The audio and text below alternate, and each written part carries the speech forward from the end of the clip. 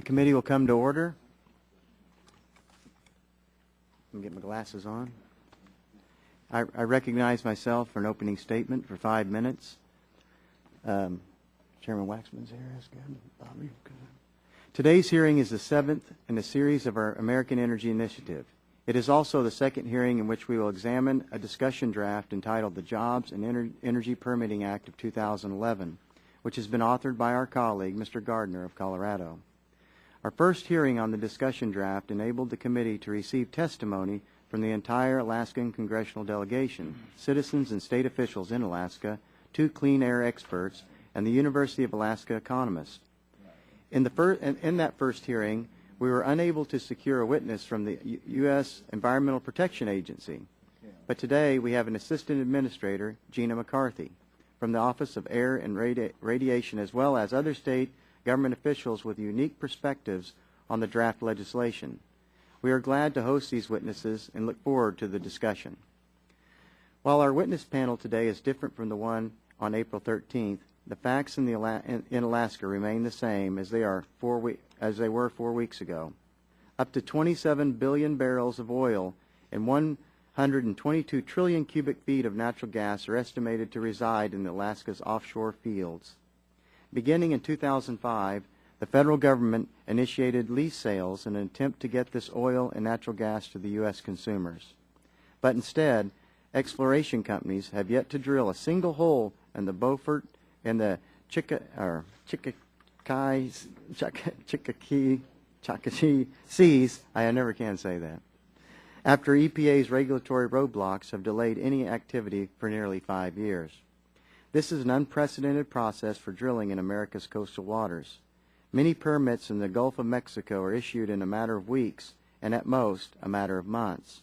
No bureaucratic delays in the federal government concerning offshore drilling come anywhere close to the 5 years drilling companies have experienced with the EPA. Indeed, this process is slower than anywhere else in the world, and it is negatively impacting our energy security. The seemingly endless jungle of red tape created by the Environmental Appeals Board would almost be funny if it weren't so sad. With gasoline prices mounting another destructive attack on the American economy, unrest in the Mideast and North Africa reminding us how vulnerable we are to supply shocks, and declining throughput in the Trans-Alaska Pipeline System posing a threat to pipeline safety and the Alaskan economy, one would think getting Arctic production online would be an imperative for the U.S. government. On that last point, every one of the witnesses at our last hearing agreed the shutdown of the TAPs would be as disastrous for the state of Alaska and the U.S. energy security. I simply do not see how we can prevent such an event from taking place if we do not open new areas of production in the Alaskan North Slope. The discussion draft circulated by Mr. Gardner is a common-sense modification to the Clean Air Act that will right the ship at the EPA so new American sources of energy will come online in an environmentally responsible manner. It will end the unnecessary bureaucratic quagmire and ensure communities on the Alaskan North Slope will be protected from air pollution associated with offshore drilling. With that, I yield the balance of my time to Mr. Gardner to speak further on the draft legislation. Mr. Gardner. Thank you, Mr. Chairman, for holding this hearing today, and to Administrator McCarthy for being here, and the witnesses, thank you very much for your time.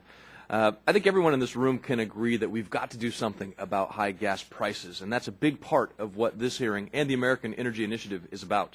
Along with energy security and ensuring that the American economy can withstand turmoil in the Middle East and any potential disruption to our oil supply from abroad, we can all agree we want to do that. Even the President has said that he wants to achieve energy security and do something about gas prices.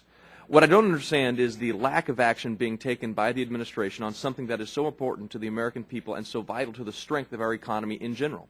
And that is part of the reason I plan to introduce the Jobs and Energy Permitting Act of 2011. This bill doesn't relate just to Alaska. It has to do with every American who is forced to suffer through pain at the pump. Exploration in Alaska will generate federal revenue and create tens of thousands of jobs for the rest of the country while lowering gas prices at the same time. The President recently said there's no silver bullet that can bring down gas prices right away, and I would agree with him. However, I do not believe that the administration is using all the tools it has at its disposal to even begin to reduce the amount we're paying right now. My bill, however, would take a major first step in doing so. It would end the practice of stalling air permits from being administered after the EPA has approved them. That's exactly what's happened. In the case of the shell permit we're all discussing, the EPA administered the permit and then got caught up in a mess of reviews and appeals. And 5 years later, they still aren't drilling off the coast of Alaska. We moved the permitting process along by removing the ability of the Environmental Appeals Board to hold up air permits for offshore OCS rigs. It's absolutely astonishing that the Department of Interior can issue a permit in less than a month in many cases, while the process in Alaska can take years simply because of this one unelected board, a board with no parallel at the Department of Interior. We have got to act now to help relieve the pain at the pump. And I hope we can move forward on this legislation. Delay is inexcusable. Thank you, Mr. Chairman. Thank you. And now I'd like to recognize the ranking member, the gentleman from Illinois, Mr. Rush, for 5 minutes. Thank you, Mr. Chairman, and thank you all, the witnesses, for being present here today. Mr. Chairman, today marks the second hearing on the so-called Jobs and Energy Permitting Act of 2011, which will amend Section 328 of the Clean Air Act that addresses air pollution from outer continental shelf OCS drilling activities. Fortunately, Mr. Chairman, in today's hearing, we will hear from the EPA directly to clear up any misunderstanding or confusion on the current permitting process, and also to hear how this bill would affect that process if it were to become law. The staffs of the majority and minority have been meeting to try to work out a bipartisan compromise on this bill, and I hold out hope that we will be able to move forward in a collaborative way. I have said on several occasions that I am not opposed to streamlining the permitting process, provided that we allow for appropriate community input and we do not weaken the air quality controls that the licensing process was implemented to protect. One of my main concerns with this bill is the impact of eliminating the local administrative appeals process and moving the entire appellate process all the way here to Washington, D.C. I find it particularly worrisome that this bill will eliminate the right of administrative appeal for everyone except the drilling company. It seems to me that forcing state and local stakeholders to travel all the way to the U.S. Court of Appeals here in Washington in order to air their grievances would provide an unreasonable burden on less affluent communities and stakeholders.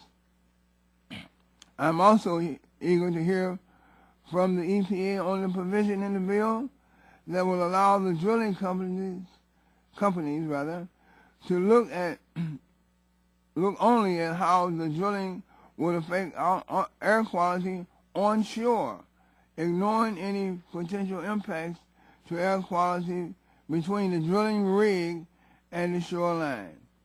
Additionally, I have some concerns over exempting support vessels from VACT and prevention of significant deterioration, or PSD, permitting requirements and the effect this may have on local air quality. I look forward to hearing from these witnesses on the impact these provisions may have on air quality standards. While I understand that my colleagues on the other side of the aisle want to help Shell begin drilling in Alaska's Beaufort and Chukchi sea regions, it is important that we do not enact legislation that would have significant consequences in the lower 48, whether intended or unintended. And right now, as the bill is drafted, there are still significant concerns on this side of the aisle that this bill will do exactly that. In fact, I've read that Shell representatives met with the Obama administration official earlier this week, and they were assured that they will receive the necessary permits to begin exploration in Alaska fairly soon. So hopefully this issue can be settled without an act of Congress intervening on behalf of a single corporation. And I look forward to hearing from our witnesses and our experts on this important issue. And with that, I yield back the balance of my time. Thank you, sir. And now you are recognize the gentleman from Illinois, Mr. Shimkus, for 5 minutes. Thank you, Mr. Chairman. Assistant Administrator, welcome. We spent time on the phone with Congressman Costello, Congressman Whitfield, and myself on the Prairie State campus. It's good to see Laura back there hiding in the back. We miss seeing her up here, but hopefully you're putting her to good use. A couple things I want to submit for the record. This article that came out May 9th. I know my ranking member, Mr. Rush, always teases me about the coal miner poster that I put up all the time. Well, this is a good story. Coal plant to hire 200 more workers, and actually the first paragraph says about half of the 300 miners and coal miners operators who have been hired at the Prairie State Energy campus in rural Washington County are at work in the new mine, and another 200 employees will be hired to operate the new power plant and corporate offices. So I'm going to submit that for the record, and that goes into the discussion that we've had before. Prairie State has 1,600 megawatt supercritical new power plant. It's about 75% completed. It was moved based upon the premise of under care. We're moving because of the court case. We're moving to the transport rule, and we've had some positive discussions. They're not completed, and I appreciate those that effort that we're doing to try to get some clarity. But the real concern is there's not going to be enough credit under the transport rule, where this 1,600 megawatt new power plant, which is I think where everybody wants to go, newer technology, cleaner technology. I'm not a climate change guy, but I am the toxic emission side of the air, and this is by far, unless you talk about gasification, the direction we want. This is what we want to incentivize. Our calculations say that because of it, they may be only to turn the plant on about 30%. If the credits that we think will get passed on to the power plant gets passed on, obviously this is a public power plant. It's not a evil corporate for-profit entity. It's got local municipalities, local regional power companies, municipalities, counties, and the like. So I hope we can continue to have those discussions and conversations, especially with the stakeholders.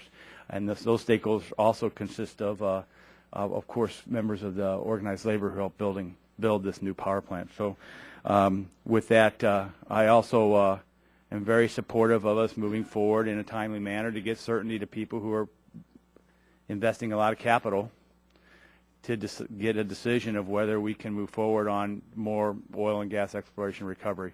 So thank you for appearing. I'd like to yield the remainder of the time to my colleague from Texas, Mr. Burgess. I thank the gentleman for yielding. Administrator McCarthy, again, welcome back to our committee. I'm way over here on the far right. As far to the right from Mr. Waxman as I can get. I want to thank you for coming back to our committee. I know we've had several discussions and may even bring up some of the things that we've discussed in the past. But this morning we are focused on the fact that our nation's path to energy security appears to be veering grossly off track, and that appears to have occurred over the last 2 years. This administration has done everything, literally everything in its power to hamper the growth of the energy sector of our economy, preventing domestic production of thousands of resources literally underneath our feet. Under the guise of safety, the Department of Interior, along with the EPA's blessing, has slow-walked permitting for thousands of sites on federal lands and offshore that could put us on the path to lowering our dependence on foreign oil. Although much of America's attention has been focused on the Gulf of Mexico recently, the Arctic region has seen a severe hindrance to permits to drill in areas where the water depth can be as shallow as 150 feet, nowhere close to the 5,000-foot depth where the deep water drilling incident occurred in the Gulf. Yet these permits off the Alaska coast are being held up because of events taking place at deepwater sites. In areas of the globe with only a handful of people, the EPA is holding up permits due to so-called human health risks. These are dangerous and costly delay tactics, and they must stop. We know this country has an untold amount of natural resources, but for bureaucratic red tape, we could be producing. This subcommittee has already heard testimony that oil and gas jobs pay more and are longer lasting than the so-called green jobs, which are temporary. This administration is preventing people from getting back to work producing domestic energy. I look forward to hearing the testimony of all of our witnesses today, and I certainly look forward to producing legislation that help us move this permitting process forward and allow companies to begin hiring Americans and producing American energy from American resources. I yield back, Mr. Chairman. Thank you, Mr. Burgess. And I recognize now the gentleman from California, Ranking Member Waxman, for 5 minutes. Thank you, Mr. Chairman. I want to begin by thanking you for holding today's hearing. We held a hearing last month on how air quality permits are issued for oil and gas activities on the outer continental shelf. Today's hearing will let us hear from EPA and state officials, the people who administer the current air quality protections, about this issue. These are the air quality experts who carry out the Clean Air Act and would have to implement any changes we make. Their views are critical to informed decision-making, and I hope we listen closely to their advice. At our first hearing, we heard testimony from Shell Oil about the problems they encountered obtaining an air permit in Alaska. And I agree with our chairman that the permitting process in Alaska has taken too long and that appropriate clarifications in the Clean Air Act could be helpful. It's important to recognize, however, that Shell's experience in Alaska doesn't reflect the vast majority of OCS permitting experience. California has been successfully carrying out its program for almost 20 years, and the California process is not broken. My concern is that while the draft bill that the subcommittee is considering may help fix some problems in Alaska, it is not an appropriate solution for California, and some provisions would have harmful effects on the whole program. According to the testimony we will hear today, the current draft bill would undermine California's air quality protections, actually make it harder for California to issue defensible permits, and impose substantial cost burdens on the state. That makes no sense. I refuse to believe that we can't address some of the specific problems Shell points to without creating much bigger problems elsewhere. That's why I've offered to work with the majority on this legislation to come up with a proposal that would address specific problems without breaking what is working well. I can't support the bill in its current form, but I do think we could reach agreement on something that would address the concerns Shell has raised. As the committee considers this legislation, there are a few key areas that are particularly troubling. First, I don't think that encouraging more litigation makes any sense, but that's what the bill does by largely eliminating administrative appeals and forcing almost everyone to go straight to court. The current administrative review process at EPA's Environmental Appeals Board is faster, simpler, and far less costly than going to court. You don't need to hire a lawyer. The board can skip oral arguments, and if it allows for oral argument, it is done through video conferencing. The EAB's permit decisions are rarely challenged and almost always upheld by the appellate courts. In fact, this process works so well that the legislation preserves administrative appeals, but only for the permit application. If an administrative process is good enough that Shell wants to keep it for its appeals, it is only fair that we keep it for everyone else. Equal access to justice is a fundamental principle of our system. I'm surprised the majority would even consider abrogating that. It also makes no sense to force all of these local permitting cases to be heard in Washington, D.C. A long-standing system and extensive case law governs how judicial venue is to be determined. The Clean Air Act judicial review provisions are consistent with these principles, sending local and regional matters to the Court of Appeals for the appropriate circuit. But this proposal would carve out a special exception for a narrow class of cases. Finally, The committee should distinguish between changes necessary to clarify and streamline the process and changes that are really aimed at weakening air quality protections. Shell told us they don't want to weaken the law. They just want to know what they have to do.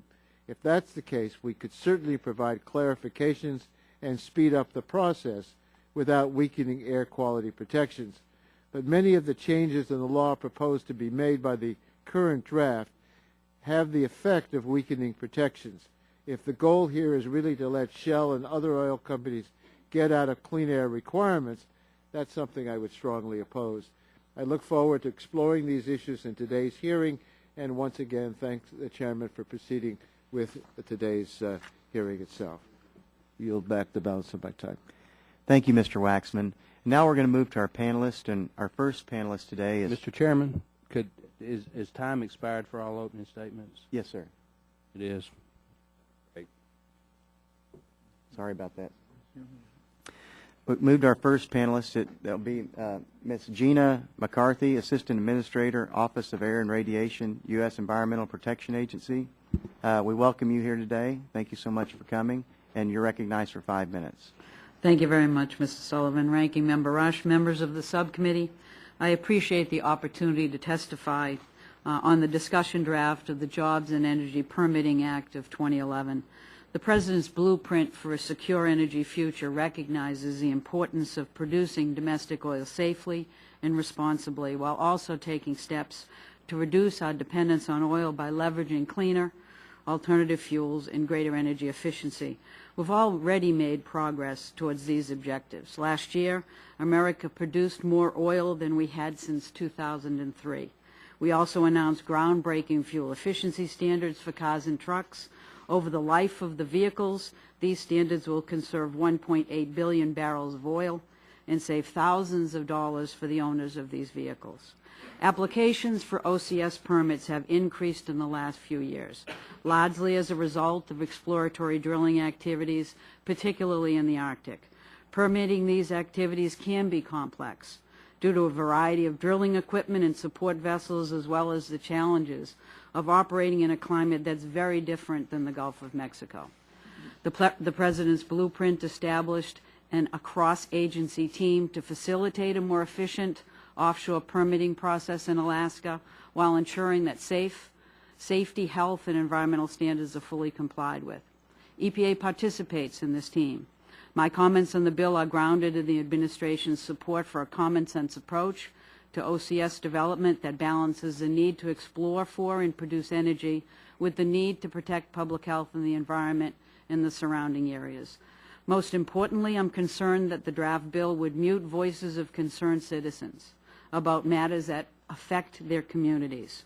For example, currently, if a group of subsistence fishermen were concerned that an EPA permit didn't adequately address the effect of the health of air pollution from nearby drilling rigs, they could appeal the decision to the Environmental Appeals Board. They would not be required to hire a lawyer. They wouldn't have to attend oral arguments. They could participate through video conference. They would know that their concerns are being heard by experts. The bill would instead force appeals into a court system, and one that's not even the closest U.S. Court of Appeals. Alaska fishermen would either need to hire a D.C. attorney or fly a local attorney all the way to D.C. The board's decision may be challenged in court, which may lead you to assume that the board's review prolongs the permit process. But experience really tells us otherwise. The board is cheaper, faster, and more expert substitute for the federal court. On average, the board decides PSD appeals in just over 5 months from the filing of the appeal, much faster than judicial cases are resolved. And in almost all cases, the board decision resolves the dispute, avoiding protracted federal court review. Since '92, only 4 of the board's 100 PSD permit decisions have been reviewed by a federal court, and not one of them has been overturned. It is unclear how it would serve the public's interest to increase federal court litigation in D.C. and deprive the citizens of a cheaper, faster way of resolving their grievances.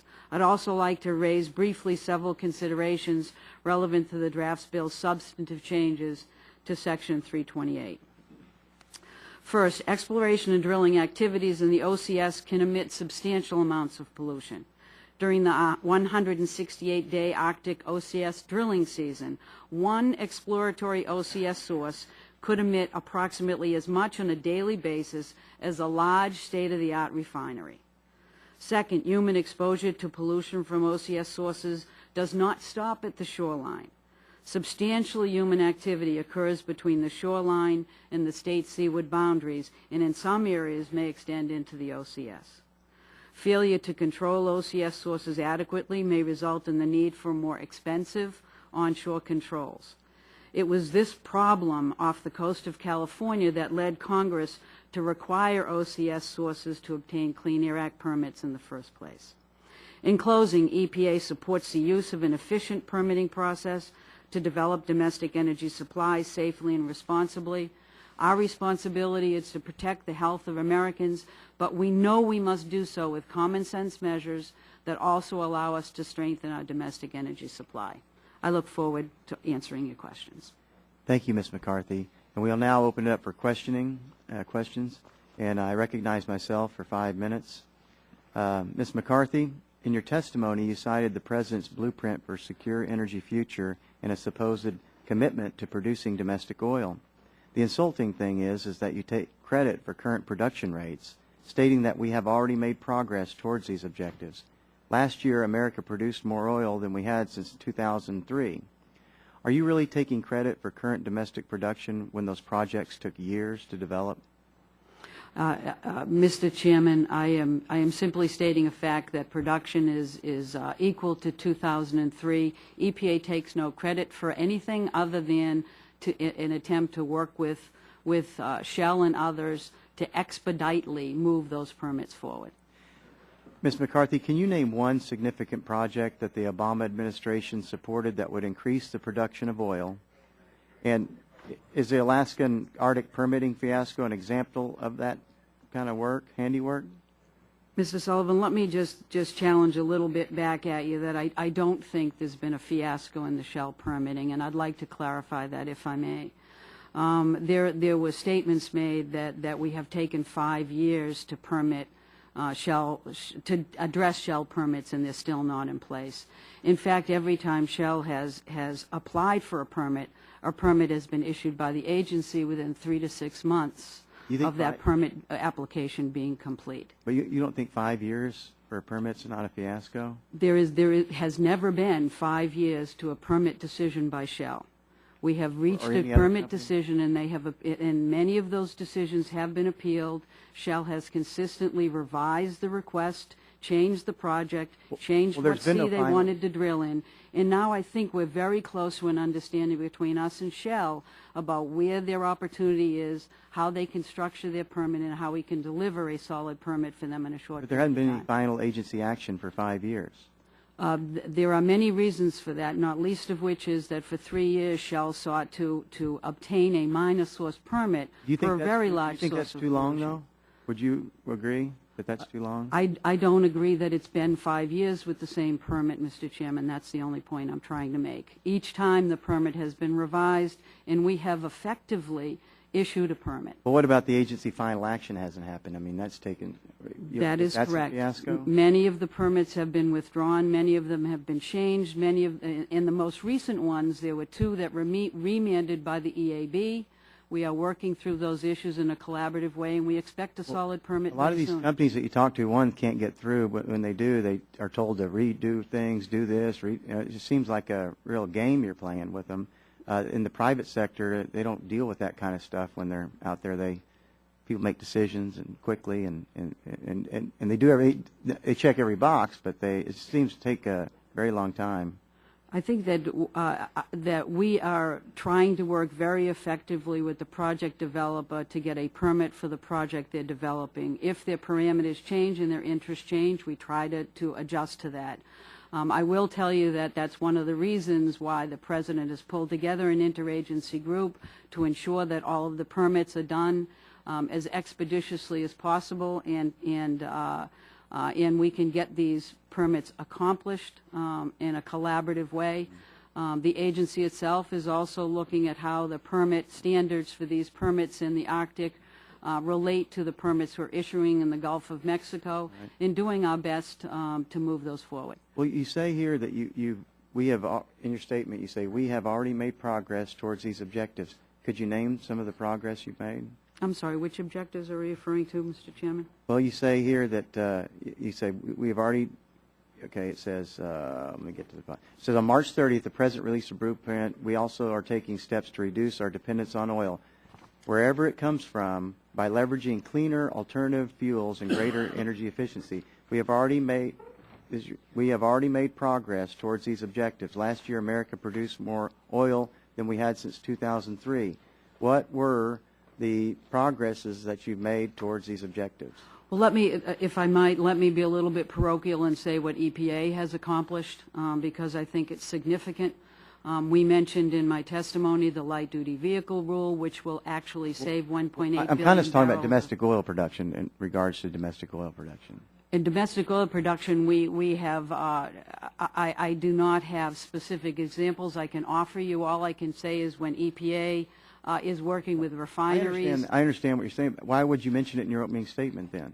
I actually think I was referring to the light-duty vehicle rule when we're talking both about production as well as reducing dependency on oil, which includes reducing 1.8 billion barrels of oil dependency as a result of the light-duty vehicle rule. Well, I guess we'll agree to disagree because it's not Okay. what you have in your statement. Okay, and I thank you very much.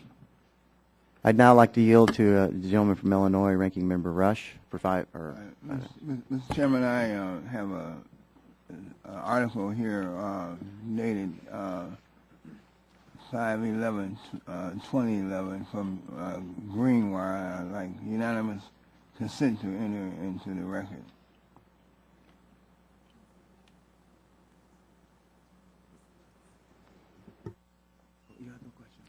No, I do have a question. I have an article here.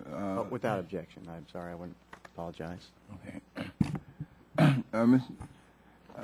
Ms. McCarthy, the goal of the Clean Air Act is to protect public health and welfare from harm from air pollution. And the bill that we're discussing today will change the way EPA and states can address pollution from offshore drilling. Some have argued that this bill is just about streamlining the permitting process. And I want to make sure that the proposed changes don't do harm to the public health and to the public welfare. One provision in the bill will allow the drilling companies to look at how the drilling will affect air quality onshore, ignoring any potential impacts to air quality between the drilling rig and the shoreline. Does the EPA have concerns that this change will allow health impacts to be ignored offshore? Mr. Rush, there is substantial human activity off the shoreline, as we all know, which means there is a potential, should this bill go through as proposed, of substantial human exposure to air pollution, in particular between the area of the shoreline and the state seaward boundary. So Native Alaskans who breathe the air will be potentially harmed while they're fishing or whaling? Is that what you're saying? That is correct. Okay. It's been, with the chairman, you've had some discussions regarding the delay, and you maintain that Shell has resubmitted applications. They moved the goal line. They keep moving the goalposts further and further away and keep changing the goalposts. Would you care to elaborate more on what you were trying to express? Yes, I would, Mr. Rush. EPA, since 1990 and 92, has been moving forward with processing these permits in a timely way. we have processed 13 permits. Each of those has been done within 3 to 6 months of the permit application being complete. Some of those since '92 have been referred to the Environmental Appeals Board, but the Appeals Board itself processes its appeals on average within a 5-month period. And what that does is it provides the public an opportunity to be heard, but it also provides an expedited way to ensure that that permit is as strong as it needs to be. During that 5-year period, or the initial 3-year period, Shell changed its mind about where it wanted to drill, the types of vessels it would use, the type of project it wanted to pursue. We have consistently worked with them and issued new permits in a timely way. The good news is that I believe that we are very close to a strong permit that will allow them to have actually 3 drilling operations going on in the Arctic in a way that is protective of public health and consistent with current law. So in your opinion, then, this process is going to come to an end, and it hasn't been the fault of the EPA. This has been the responsibility of the company changing its plans. It is, but I'm not trying to blame Shell any more than I think at this point Shell's trying to blame us. Right. These are very difficult projects to pursue. Right. Particularly in Alaska, it's even more difficult because of the weather, because of all of the different technologies you need, the icebreakers, the emergency response. We have little air quality monitoring data. There are hurdles that you need to go through, but we're getting better and better, and as these permits get issued, that it will lay a foundation for the ones that follow. And it's your opinion that Shell is satisfied really with the process as it's taken place, and they're not at odds at all with the EPA in terms of this? And I think they believe that the permits, the 3 permits that we're processing now, will be very valuable to them. I think they recognize that they're going to be solid legally because they have been tested through the EAB. And history has shown us that once the EAB reviews a project and makes a decision, that it's a very solid ground for that permit moving forward in terms of any subsequent court challenge, which almost never follows. Yeah, we're all concerned about the timeliness of these permit in this process, but I just want to caution all of us that, in this instance, we have to get it right. Haste does make waste in this particular instance, and the fact is that the public health and welfare is solidly at stake, and so we need to do our due diligence, and I think that any reasonable person would agree and understand that these things do take time. We don't want EPA rushing to issue permits for oil drilling, no matter who the company is or where it's located at. Thank you very much, Mr. Chairman. I yield back the balance of my time. Thank you, Mr. Rush. And now I'll recognize a gentleman from Texas, Mr. Burgess, for 5 minutes for questions. Thank you, Mr. Chairman. Mr. McCarthy, I need to go off topic here for a moment because our opportunity to talk, as much as I cherish the opportunities, we don't get to talk that often.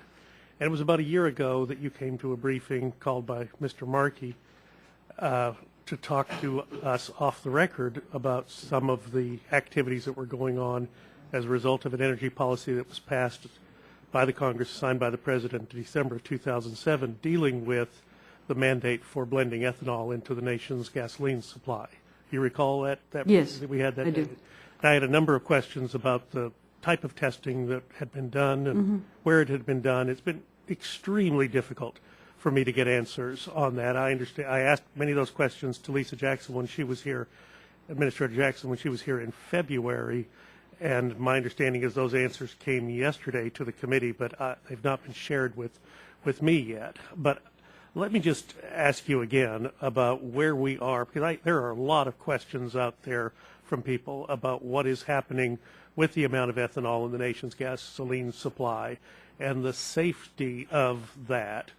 Where is the agency right now as far as being able to, where are you in the process of studying this? Where are you in the process of rulemaking with this?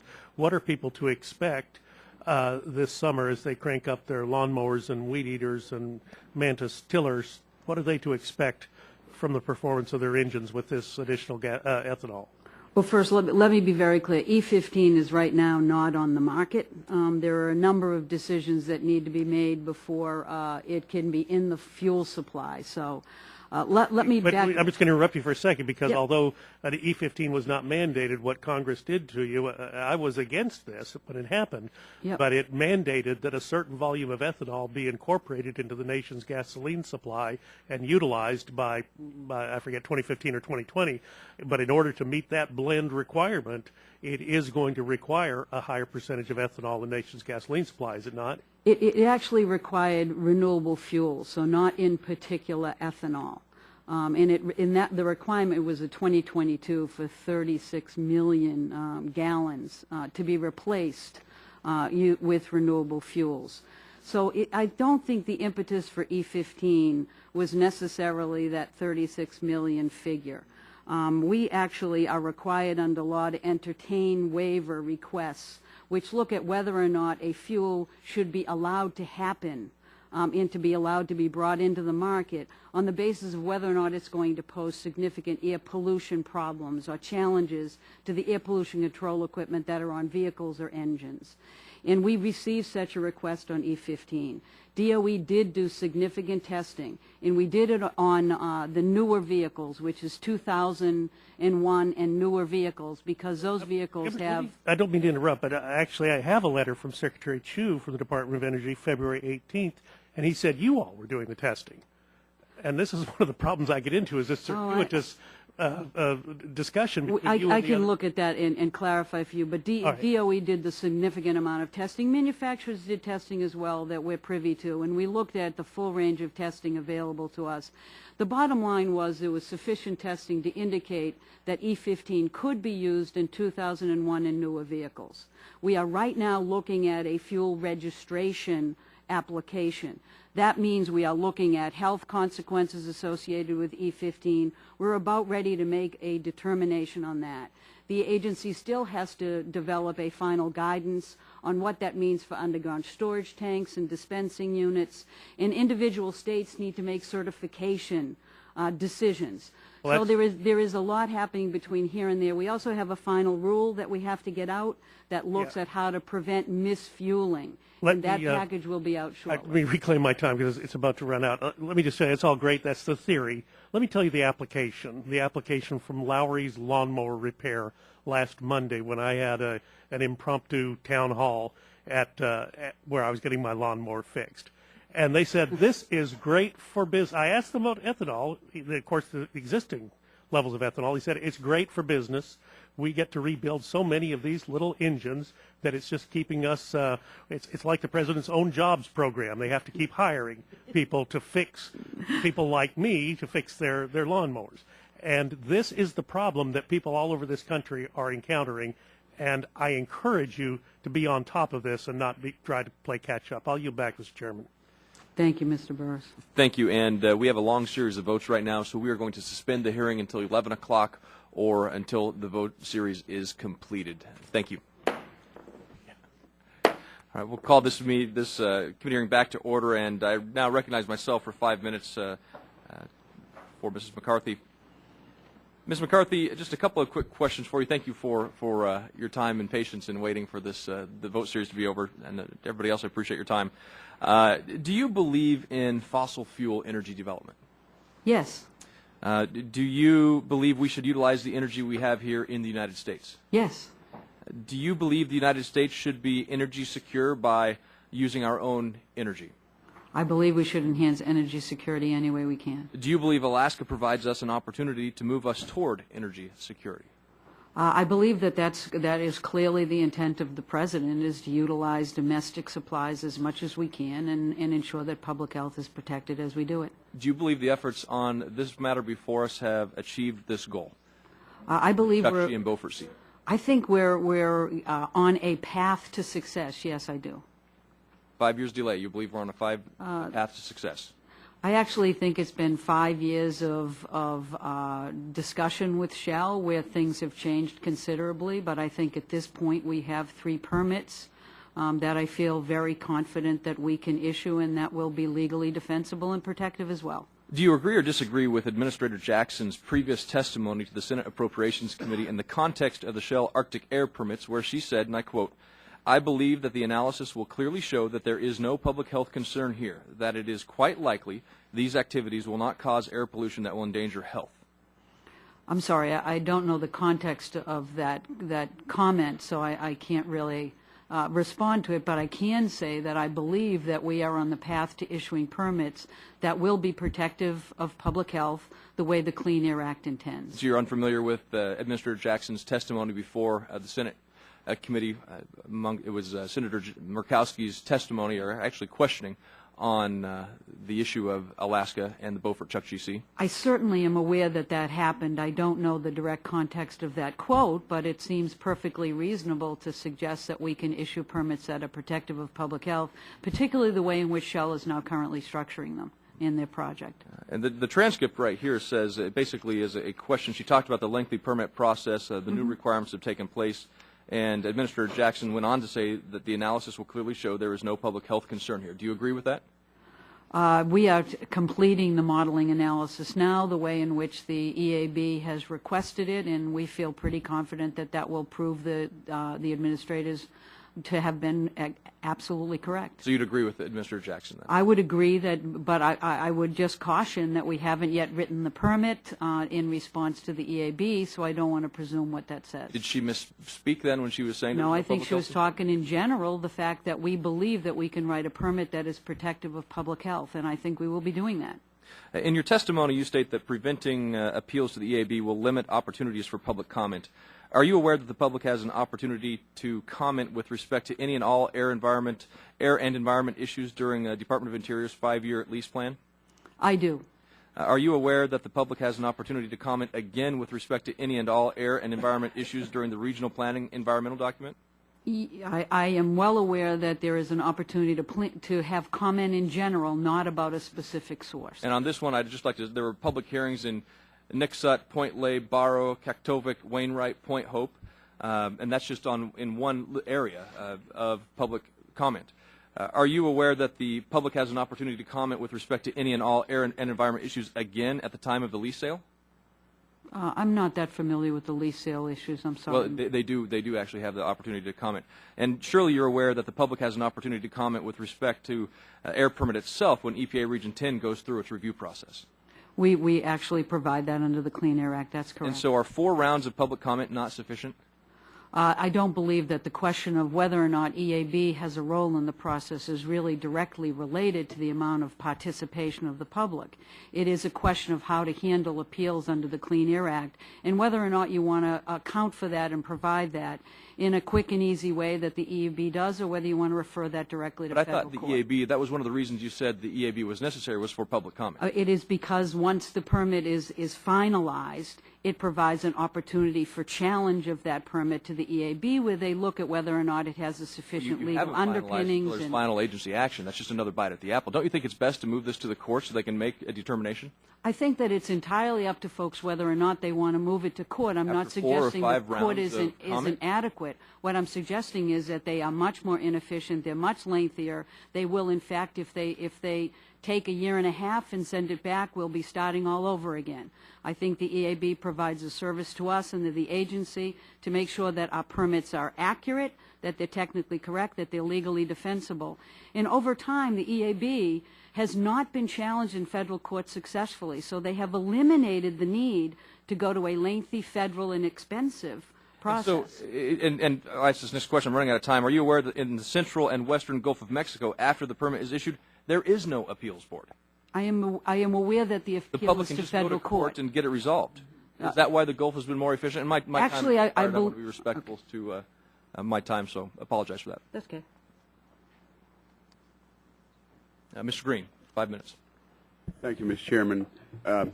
First, Ms. McCarthy, I talked to you earlier. Thank you for not only being here today and taking, for our vote schedule, but also being in Houston at the end of March. Our subcommittee had a hearing on some of the battles we have in Texas, and I appreciate your time. This suggested legislation we're working on, obviously, is interesting because I'm used to the Gulf of Mexico and Department of Interior rules. And so I'm learning a little bit about EPA's authority on the other coast. In the Federal Register in 1991, EPA explicitly stated that the intent of Congress in adding Section 328 was to protect ambient air quality standards onshore and ensure compliance with PSD standards. EPA is to accomplish this by controlling emissions of pollutants for which the ambient standards have been set, and there are precursors from the OCS that can be transported onshore and affect ambient air. Why has there been a shift in the policy at the EPA where now you interpret Section 328 to mean you must regulate the air impacts offshore? Actually, the way in which we're interpreting our mission is to protect public health. I think we were given clear direction in the Clean Air Act that meant that we need to treat these offshore sources as if they were onshore, because there's a great deal of human activity, in particular along the shoreline in the state seaward boundary.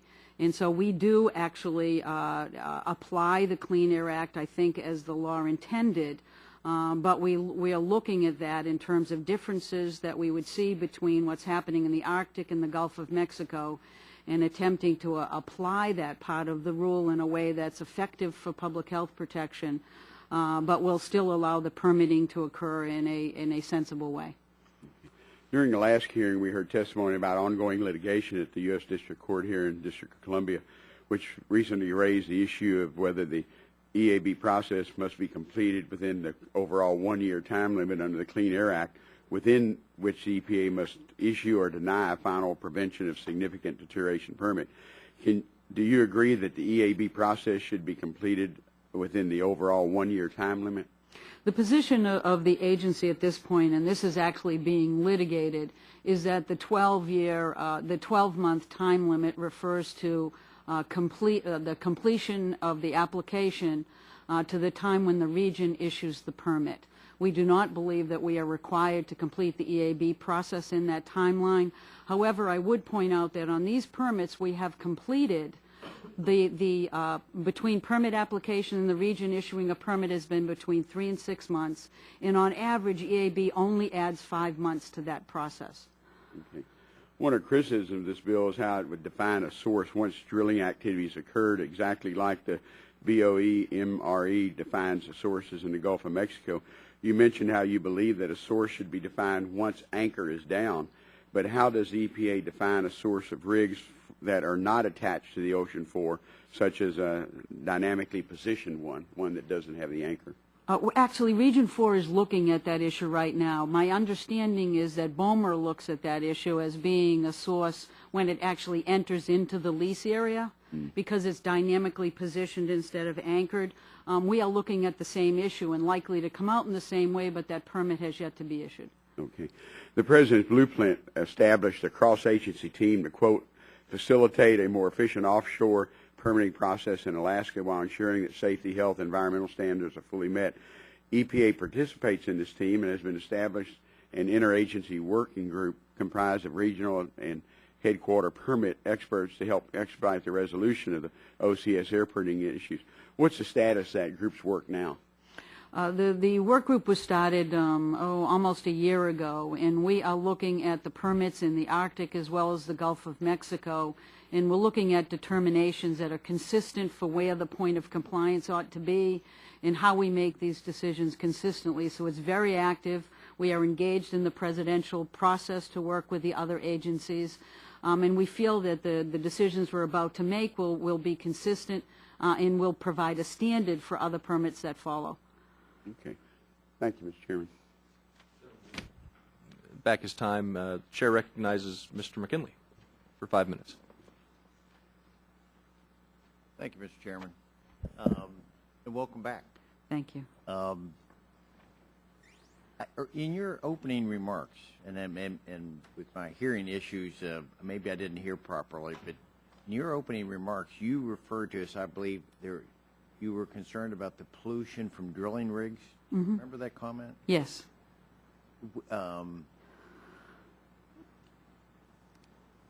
What pollution from a drilling rig are you referring to?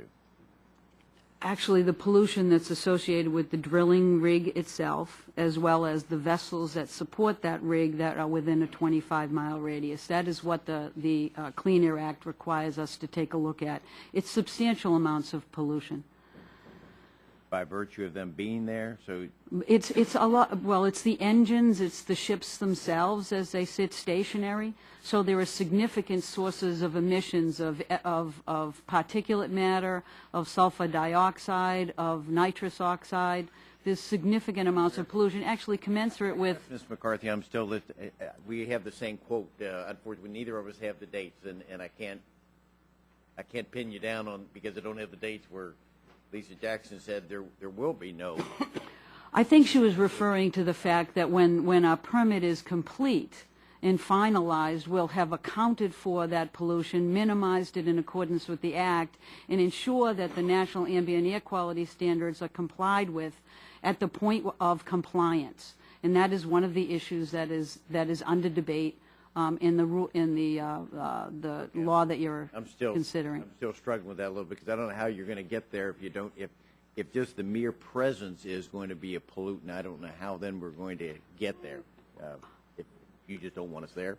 No, we actually treat it the exact same way as we treat onshore facilities, and we look to ensure that they are properly controlled and that they don't significantly impact air quality in the way in which the standard applies it. That does not mean that we can't issue permits offshore the same way as we do onshore. Let me go back to it. I hesitate to ask you to submit to me something in writing about because I'd like to know more about your position on that because back on on March 1st, when you appeared last before us, we were talking about you made a comment in your presentation, and several of my colleagues on the other side of the aisle said the same thing, and that was subsidies for the coal industry. And I challenged you on that then, and I continue to challenge. I asked then, and you said, I will send those to you. This is now May 13th. We have called your office, and you've not responded. We have emailed your office, and you haven't responded. And you haven't responded. We have no record of supporting your statement that coal is subsidized. And how? It's almost an arrogance here of using that term. And I don't understand where they're coming from because I go back to my district in West Virginia and ask coal companies about what their subsidy is, and none of them, to a person, to a company, none of them have any idea what you're talking about, but yet it is used as though it's gospel around here that the coal companies are subsidized. I ask again, will you please put it in writing that companies are subsidized and in what vehicle? I'm happy to respond, and I do believe I remember the context of my comment if you'd like me to explain it now. If not, I'm happy to do put it that. In writing. I want to have something. I'm tired. Everyone. I don't think I was referring to financial. Back up what they're saying. Yeah, I don't think I was referring to financial subsidies. Subsidized. I want to know who it is because I don't want to see the coal companies subsidized. I don't want to see a lot of fossil fuels subsidized. I think this is a misrepresentation here with that. So I may be supportive, but I want to know which ones you're talking about, or is this just a hit again, fossil fuels coming from this administration? I don't believe that I was referring to a financial subsidy. I think that I was referring to the fact that many of the coal facilities are not required to meet toxic standards that other facilities are required to meet. Others in this panel have talked about that the coal industry is subsidized. I want to know specifically, what do you mean? And if you're backing off your word, that's fine. I think that was the context that I was discussing the issue. You say that in context, but you don't remember what her context was. Everyone's got context. Just please. Well, I was at the first one, not at the second one. Just put it in writing if you okay. would. Now, it's been 10 weeks. We're happy to work with your staff, and I'll make sure that I get you the information that you're looking for. Thank you. Uh-huh. Gentleman's time has expired. Mr.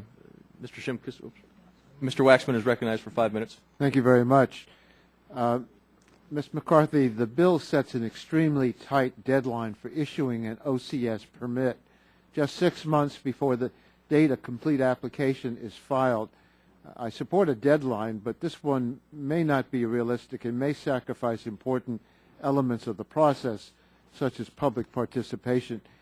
If you just devoted more resources to it, would EPA be able to evaluate a permit application, set source-specific air pollution limits, allow for public comment, and provide for administrative review within a 6-month time frame? No, that's not possible. What if you eliminated all administrative review? We still would need time to make sure that the permit was legally defensible and that all of the appropriate technical analysis had been conducted.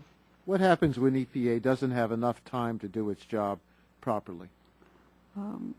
Like anyone else, we can make mistakes, and those can be challenged, and we start at square one again with the permit process for the applicant and us. Ms. McCarthy, as you know, the Department of Interior issued permits in the western and central Gulf of Mexico instead of EPA. We've heard the argument that Interior issues permits in 30 days, and EPA should be able to do the same. I'd like to ask you about this. Does EPA require air quality modeling and use of best available control technology for every OCS source that would emit at least 250 tons of a pollutant per year? We do. And the Interior Department, on the other hand, exempts the vast majority of drilling operations in the Gulf from analyzing air quality impacts or applying pollution controls. For example, from 8 miles on out, any source emitting 250 tons per year of a pollutant would be exempt from air quality requirements. At 30 miles out, a source could emit up to 1,000 tons per year without regulation. Interior set these exemption thresholds in 1979 and has not updated them since. Ms. McCarthy, can you tell us a little bit about how air pollution analysis and standards have changed since 1979? Well, let me give you one quick example, Mr. Waxman, and that is that we now have a standard for fine particles, PM 2.5, particulate matter. That is one of the most serious public health that we know of, and it's well documented. It actually accounts for tens of thousands of premature deaths annually. That standard came into being after Boehmer's rules, and they have never been updated to account for that.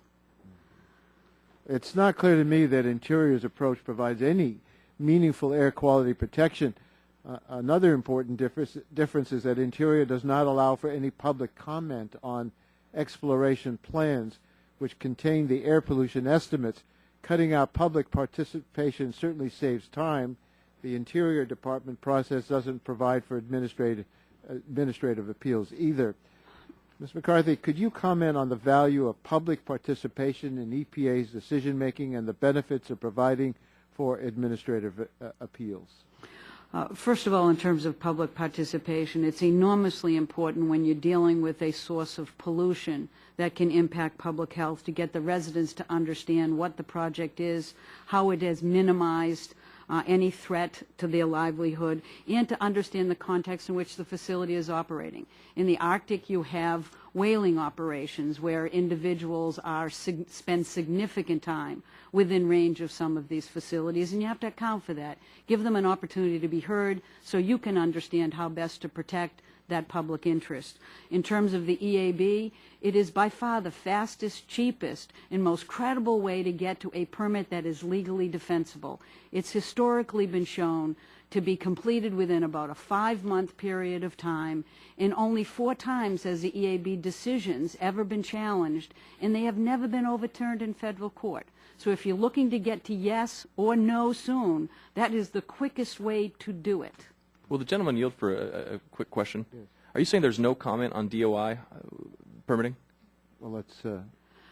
Actually, there's no comment on specific sources. There is, I understand, comment on a 5-year lease. On it is a exploration very plan in general Alaska. exploration In Alaska, plan. they That's don't. Claiming my time because it's about to run out. There's no comment at DOI in the early part of the process where we do have it at EPA. The Interior Department model is what we had prior to 1990. Congress moved the authority to EPA outside of the Western Gulf because in areas with air quality problems, that model simply doesn't work. And I'd note that this provision was adopted as a floor amendment representing a bipartisan agreement between Representatives Mel Levine, Bob Lagomarsino, Bill Lowry, Mike Bilirakis and Billy Tozan, a bipartisan group, none of whom are still here. I hope as this subcommittee moves forward, we'll try to improve the current process, not turn back the clock. Thank you very much, Mr. Chair. May I just ask one last question?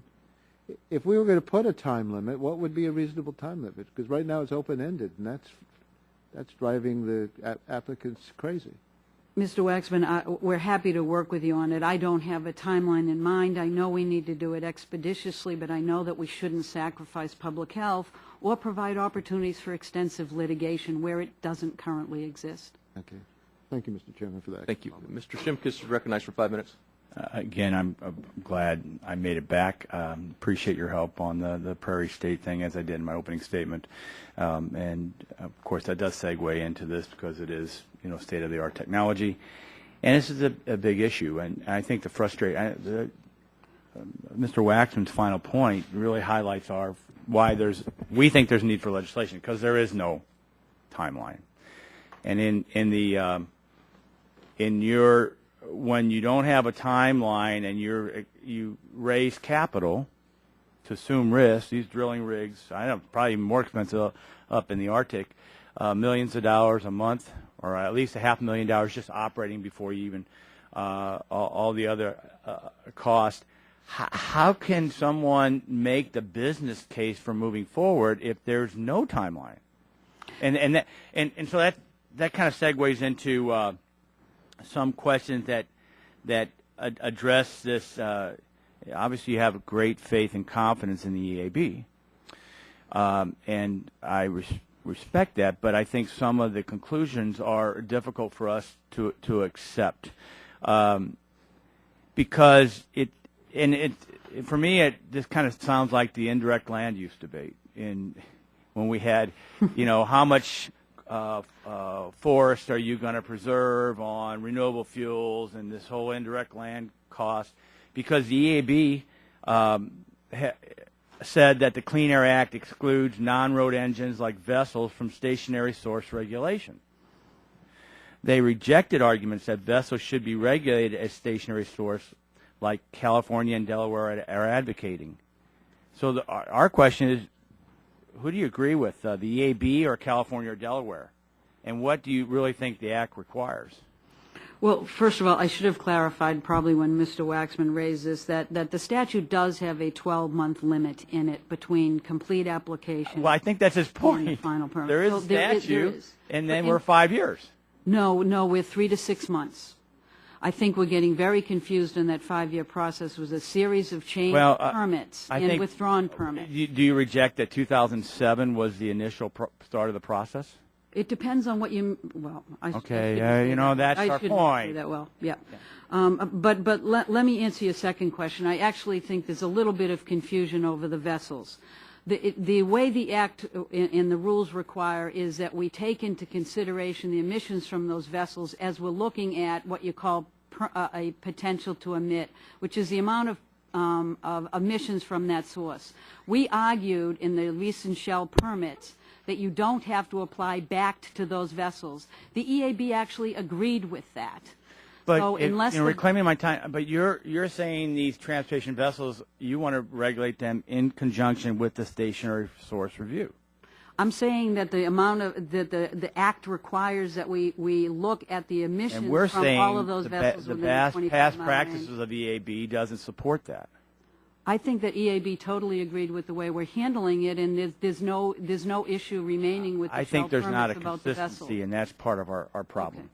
Now let's just continue this process, because this is really, does EAB help or does it hurt? We would argue that it's hurting, because the point is that is the EAB, you keep saying it eases litigation, but EAB is litigation.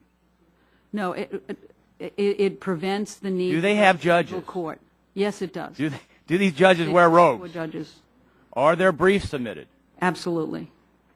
Are arguments heard? There is, yes, at times. And I'm not a lawyer, but that sounds pretty close like litigation. It's an adjudication process without question, but it's a carefully crafted, very narrow, and one in which they have even but most in this recently process, issued standing order to narrow further. EAB and your action has caused a ping-ponging of the permit, and that's where we will I think we can make a credible argument this has taken 5 years because it gets ping-ponged back to you, back to the EAB, and then we have no resolution. Well, when the EAB has remanded permits back as a result of inadequacies in those permits, and when they've gone back to the EAB, they have never ping-ponged it back again in the history of the EAB. One bite at the apple. If it comes back to them, they have summarily dismissed it, and it's narrowly about the issues that they raised. And I appreciate my time. I got 10 seconds left. I would submit that this case, if someone was doing a case study, they would say that this has been ping-ponged back 3 times.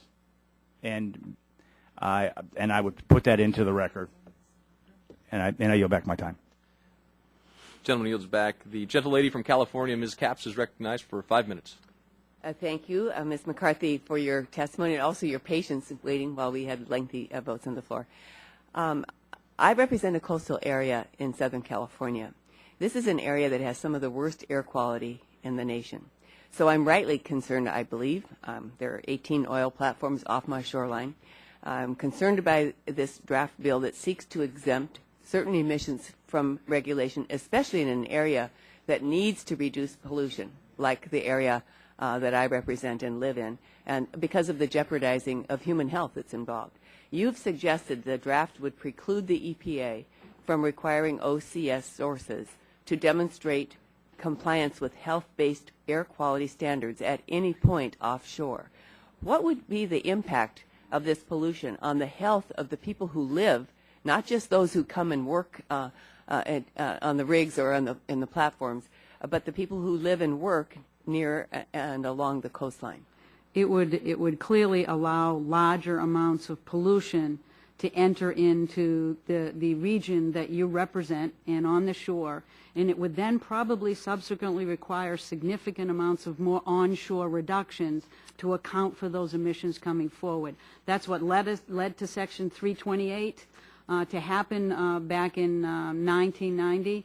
And I think that we would see some of those problems arise again. So in Alaska and in the areas of concern with under discussion today, there are the health impacts to oil production crews, but also to commercial fishermen, to recreational users, to the villages that dot the shoreline. And I know in the second panel, one of the witnesses will be someone representing the California Air Resources Board in their testimony with the same concern about if certain pollution is allowed to exist offshore, then the regulations will have to be more severe for onshore in order to comply with severely strong regulations that the state of California has imposed for the sake of all people living whose air is affected by this. I'm very aware of how failing to limit offshore emissions from OCS activities can affect onshore activities. In my district, emissions from marine vessels make up the lion's share of our total inventory. And it's not just the vessels transiting the Santa Barbara Channel. Non-drilling marine vessels that support construction, production, and processing of our OCS platforms emit hundreds of tons of pollution each year. These emissions force our air pollution control district to take drastic steps to limit onshore sources of pollution. So this is a big area of concern for me. And I want to give you as much the rest of the time, if you will share with this committee how the requirements for OCS sources in this draft bill will affect regulation of onshore sources. I guess the biggest area of concern I have is the difference between how it's currently regulated and what this would propose, in particular along the state seaward boundary. What we are talking about is an area where there is significant human activity. It's also an area in which your state and others need to regulate to. Absolutely. The National Ambient Air Quality Standard is applicable at the outside of that boundary. So what you're doing is allowing emissions in that area which you will not be able to regulate effectively. We will not be able to minimize. It will increase human exposure, and you will then have to compensate by forcing additional reductions onshore. That is not, I think, the system that any of us would think would work very well. Mr. Chairman, I would like this to be underscored in this hearing today. I hope it will be underscored in the second panel, that when regulations are imposed with an area like Alaska in mind, with a certain population that it has. I'm glad my colleague from Southern California has joined us, because the population that we two, the two of us, he in the San Diego area and I on the Central Coast, is quite different from that in Alaska. And these regulations will have to be enforced in all of the 50 states with coastal areas, even though the challenges will be quite different depending on the location. It is very clear in Santa Barbara, in the Channel, with our national park, our marine sanctuary, with all of the resources we have, that our offshore pollution greatly impacts, even today under the current regulations, impacts our requirements to meet our standards for air quality, and have to be mitigated already by stronger, more stringent standards onshore because of the marine activity that goes on because of our oil platforms offshore. So I thank you for this testimony, and I believe it's important, this hearing, that we really get all of the information on the table. I appreciate the opportunity for my 5 minutes. I yield back.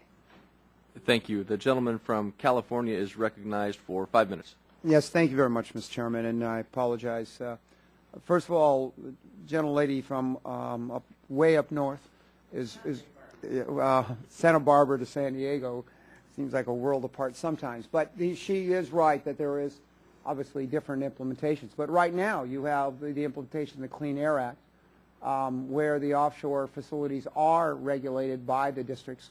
As a former member of the Air Resources Board and 6 years there and 10 years in the district, not only is it the platforms themselves, but all of the support vessels and issues like that. I mean, and this doesn't just apply to the offshore oil drilling itself, but even the importation of oil is affected through the air districts.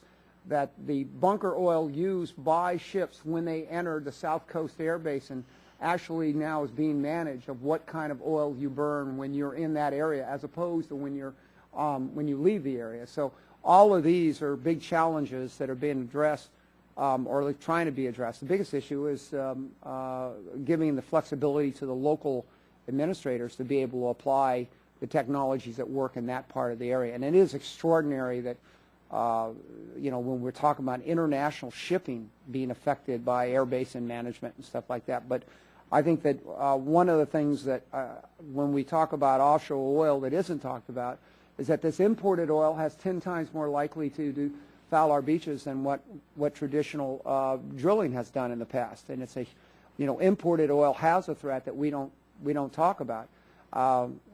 I, for one, always love to point out that anybody who's ever sailed in Southern California might know that in the fog, the one way you're able to find Newport Harbor is with the oil leaks that are coming out of not the rigs, but from the natural seepage that happens there, to the point to where the Chumash Indians use the seeping oil to seal their canoes.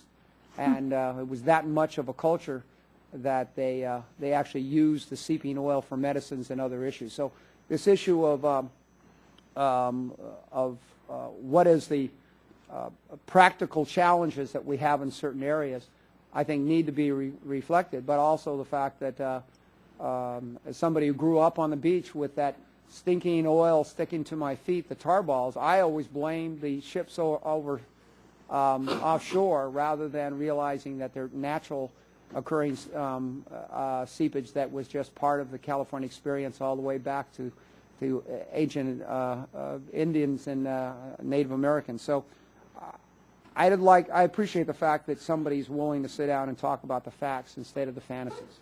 And I would only ask that we make sure that we work with local communities, but do it in a way that understands there's a vested interest to get to yes, rather than always playing it safe at getting to no. And I've run into those structures even when we were working on environmental issues, like trying to get a waiver from ethanol mandate in California. We had federal regulators that would not agree with the Air Resources Board and the local community that there were certain fuel mixtures that might be fine for the rest of the country that should not be mandated, and they just kept finding reasons to delay. I make sure that we are able to work together and find answers to those challenges and find a way to say yes. Maybe what we sadly have to do is make it as dangerous to say no as it does to say yes. Your comments? Well, first of all, let me congratulate California for the work they do in terms of permitting of the platforms and all the work they do to protect the air quality there. I would say that the system we have in place right now is one that attempts to apply the law, that attempts to use technology, air modeling, the best technologies we have available, and I think we are well on our way to permitting 3 Shell applications and an application by ConocoPhillips. And the only thing I would caution is that to change the rules of the road at this point may cause more uncertainty than certainty they would provide. And you just need to consider that moving forward. And I still believe that the EAB is an opportunity to actually avert lengthy federal litigation and move these issues forward and know that we have a very secure and legally defensible permit. Now, let us admit one thing. No matter what we do, no matter what the regs, no matter what the review, there are those out there in our community at large that will find a reason to try to litigate and obstruct any more expanded exploitation of offshore facilities. That's right. And basically the concept is it'll never be good enough to avoid their opposition. And I think that's why I don't disagree with you, particularly where the Arctic is concerned. There are many challenges. Public concern is certainly one of those challenges that we need to be prepared to meet. But that means having the most legally defensible permit. What we have learned through the EAB process is that when it goes to that process, it's remanded back, it gets strengthened. There's only 4 times when that returned permit has ever been appealed to federal court, and 3 out of the 4, it has hands down been upheld. So if you're really concerned about litigation and that never going away, we think the EAB can help with that process. The 4th time it hasn't been decided. I know the time has expired, but I'd just like to point out to my colleagues on both sides of the aisle, Southern California, south of Southern California, which is a little place called San Diego County, 3 million people. We can talk all we want about offshore oil, but actually right off from Coronado Hotel, and some of you may know where Coronado is, the potential for having offshore oil there is right in our face. Mr. Chairman, because Mexico actually controls all Mr. Chairman, with all due respect, Go back. we got to go. Understand. Thank you. Thank you. The gentleman from Washington is recognized for 5 minutes. Thank you. We all have an interest in this. I have an interest. I know some of the folks who live up in Shishmaref and other places along the coast who are very concerned about air quality. But before I ask you a question, I just wanted to make a comment about this effort to expedite oil exploration on the North Slope. I think there's something that's irony, I'm not sure is the right word, maybe something closer to distress about this situation, in that what we're doing is that we're burning oil and gas, and as a result of burning oil and gas, we're destroying the Arctic because we're destroying the Arctic ice cap. And as we're destroying the Arctic ice cap, we're freeing up more space that may be available for more drilling, which means we'll do more drilling and then we'll destroy more of the planet. There's a certain irony here that it's sort of an encroaching free fire zone that we have, and I'm not sure that's really healthy for a lot of us. And the science on this is very, very sobering. 2 weeks ago, or last week, the Arctic Monitoring Assessment Program, which is an international group, very credible community of the 8 nations that border the Arctic, came out with a report that the Arctic is melting 2 to 3 to 4 times faster than the IPCC would have predicted a few years ago, and that will result in sea level rise several-fold what was predicted. The IPCC had reported predictions of 7 to 23-inch sea rise.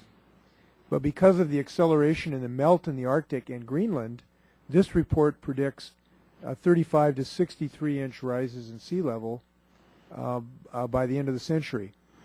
So we're looking at 3 to maybe 5 to 6 feet, or 5 feet, excuse me, of sea level rise associated with this. And yet, as a response to that, what is our response? we just go look for more places to drill in the place we just destroyed because of our use of these fuels. And here we are today trying to expedite that process rather than trying to find some alternatives to fossil fuels. I just think that we should consider that background for this discussion. And I don't think it's a healthy one for any of us. Now, with that in mind, I would just ask Ms. McCarthy if you can just comment on this whole concept. Is it in the clean air law, should we consider these larger issues? Is it appropriate for us to consider these larger issues, or are those just beyond the realm of this particular statute? Well, the only thing I would say is that in our effort to look at reducing pollution from these sources, a lot of the pollution that's emitted from an OCS source impacts climate change. And we do our best to reduce those pollutants as we're looking at these individual permit decisions.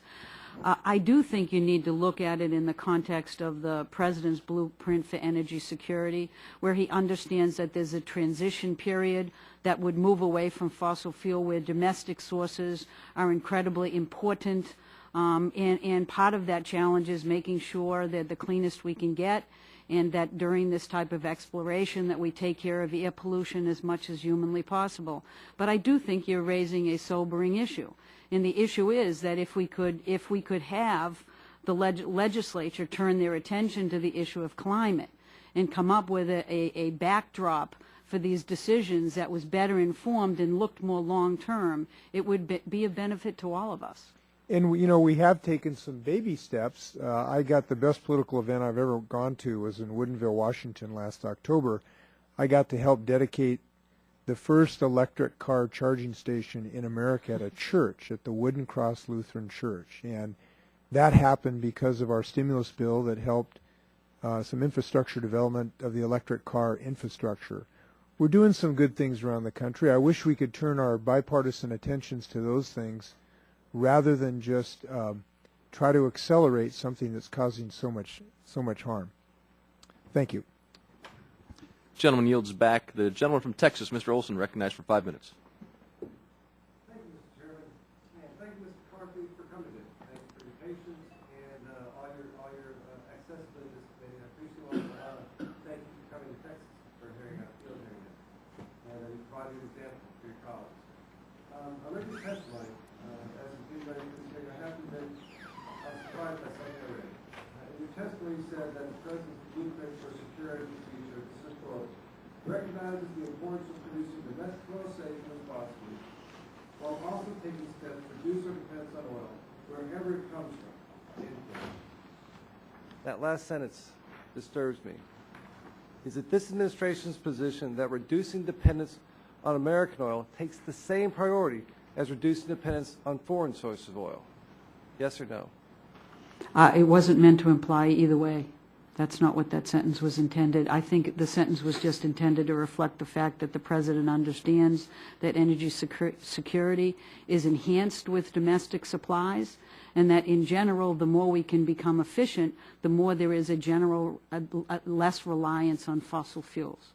That was what it was. Your statement says we'll reduce dependence on foreign oil regardless of where it comes from. Reduce dependence on oil regardless of where it comes from. We know what this administration is doing to domestic production. The moratorium in the Gulf, now the permatorium, the persistent attacks on hydraulic fracturing, the EPA regulations, just to name a few. Yet, we're going out and promising Brazil that we'll be their best customer for their oil. And my question for you is, do you believe Brazilian companies have the same regulatory environment that American companies do? Yes or no? I can't speak to that. I don't know the regulations in Brazil. Do you have a hunch? No. Okay, my guess is they're not quite as stringent as we have here in the United States of America. And again, I don't know why we'd invest in Brazil. Why not invest this money right here, increase American jobs, reduce our dependence upon foreign oil, and particularly with, the guys here have the most regulatory environment. They are the most economically, environmentally friendly companies that are doing drilling in the world. And why we want to punish them, I don't understand that. It just seems to me that this administration would rather increase our dependence on foreign oil rather than tap to American supply and help provide desperately needed jobs. One more question about a bill I've introduced, ma'am. It's called the Establishing Public Accountability Act. It's H.R. 1341. It's a very short bill, just 2 pages, and basically what it says is we think, I propose that as EPA is going through a rulemaking process, that they have to do a study of the impact on jobs here in America, whether it creates jobs, whether it destroys jobs, and have to do that before the public comment period so the public has the opportunity to review what EPA has done, what they think is going to happen, and have to tell the source. What you used, was it done internal research, done internally, or was it some private contractor? Again, just more accountability. Let the American public know what's going on. And would you support that bill?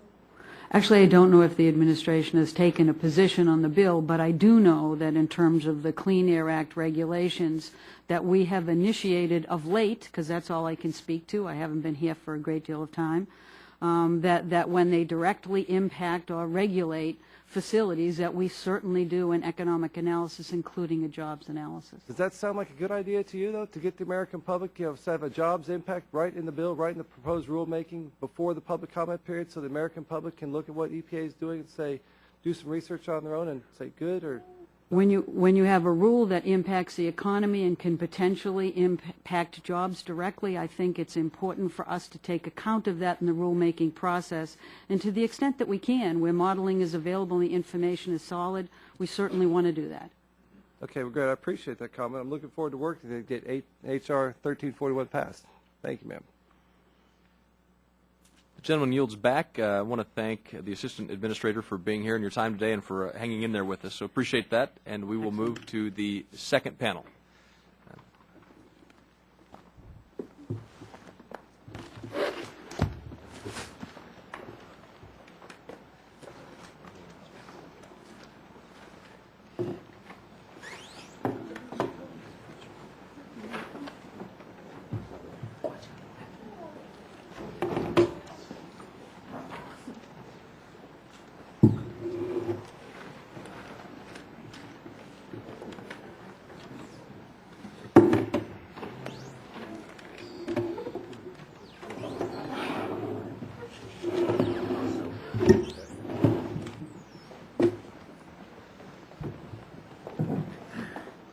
Thank you very much for joining us today, and thank you as well for waiting with us through the vote series. We will be joined on this panel by Mr. Brian Turner, the Assistant Executive Officer for Federal Climate Policy California Air Resources Board. Also, Mr. Ali Mirzak Halili, is that right? Correct? Very good. Correct, very good. Director, Division of Air Quality, Delaware Department of Natural Resources and Environmental Control, along with Mr. Bob Myers, Senior Counsel for Kroll and Mooring, and Mr. Lynn Westfall, Executive Vice President, Turner Mason and Company. Thank you for joining us. And Mr. Turner, if you'd like to, you have 5 minutes for your statement. All right, thank you. Mr. Chairman, Ranking Member Rush, thank you for the opportunity to testify today on this draft legislation. My name is Brian Turner. I represent the California Air Resources Board, also known as CARB. It's much easier to say. CARB is the primary body charged with protecting air and quality and air-related health in California and charged with speaking for the state on air quality issues. As you know, California is one of the nation's largest producers of oil and gas. Unfortunately, California is also, especially in regions with significant oil and gas production, endures some of the worst air quality in the nation. CARB and our partners in local air quality control districts have a long history of working to ensure that oil and gas development can occur in an environmentally responsible manner that does not exacerbate our severe air quality challenges.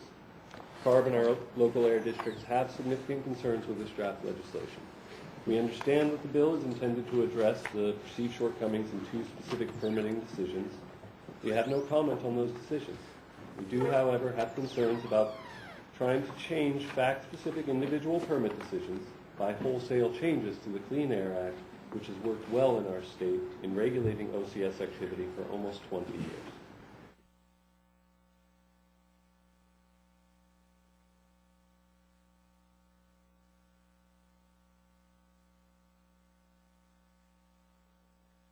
As local citizens, and ultimately prove counterproductive, we feel, by increasing permit disputes, delays, and litigation.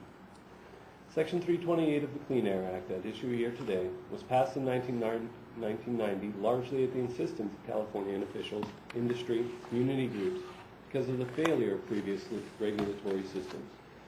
Not just environmentalists, but state and local governments, business, industry, residents across the spectrum were incensed that offshore sources enjoyed more lax air pollution regulation, while onshore sources bore the burden of heavier regulation to make up for it.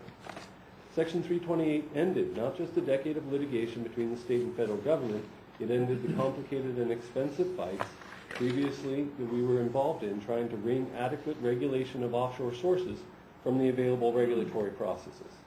In contrast, Section 328 enshrined the simple but powerful idea that offshore sources of air pollution should be treated the same as onshore, stationary sources. This equity of permitting process and air pollution control requirements is central to the strength and success of OCS permitting in California today. And the system's worked remarkably well. Air pollution from OCS sources has declined dramatically, while industry on and offshore are certain of a predictable and relatively efficient process. This draft bill unravels this carefully constructed and successful program, threatening more pollution at more expense and less regulatory certainty. I'll briefly summarize our concerns. By changing the definition of OCS source, the discussion draft dramatically limits the time frame for considering emissions from a project. Artificially limiting the time frame in this way reduces the amount of emissions that are counted as part of the project. This will result in some entire projects that would currently be regulated falling beneath regulatory thresholds for PSD, for offsets, or both. Thus, the entire project would avoid air pollution controls and so substantially increase air pollution.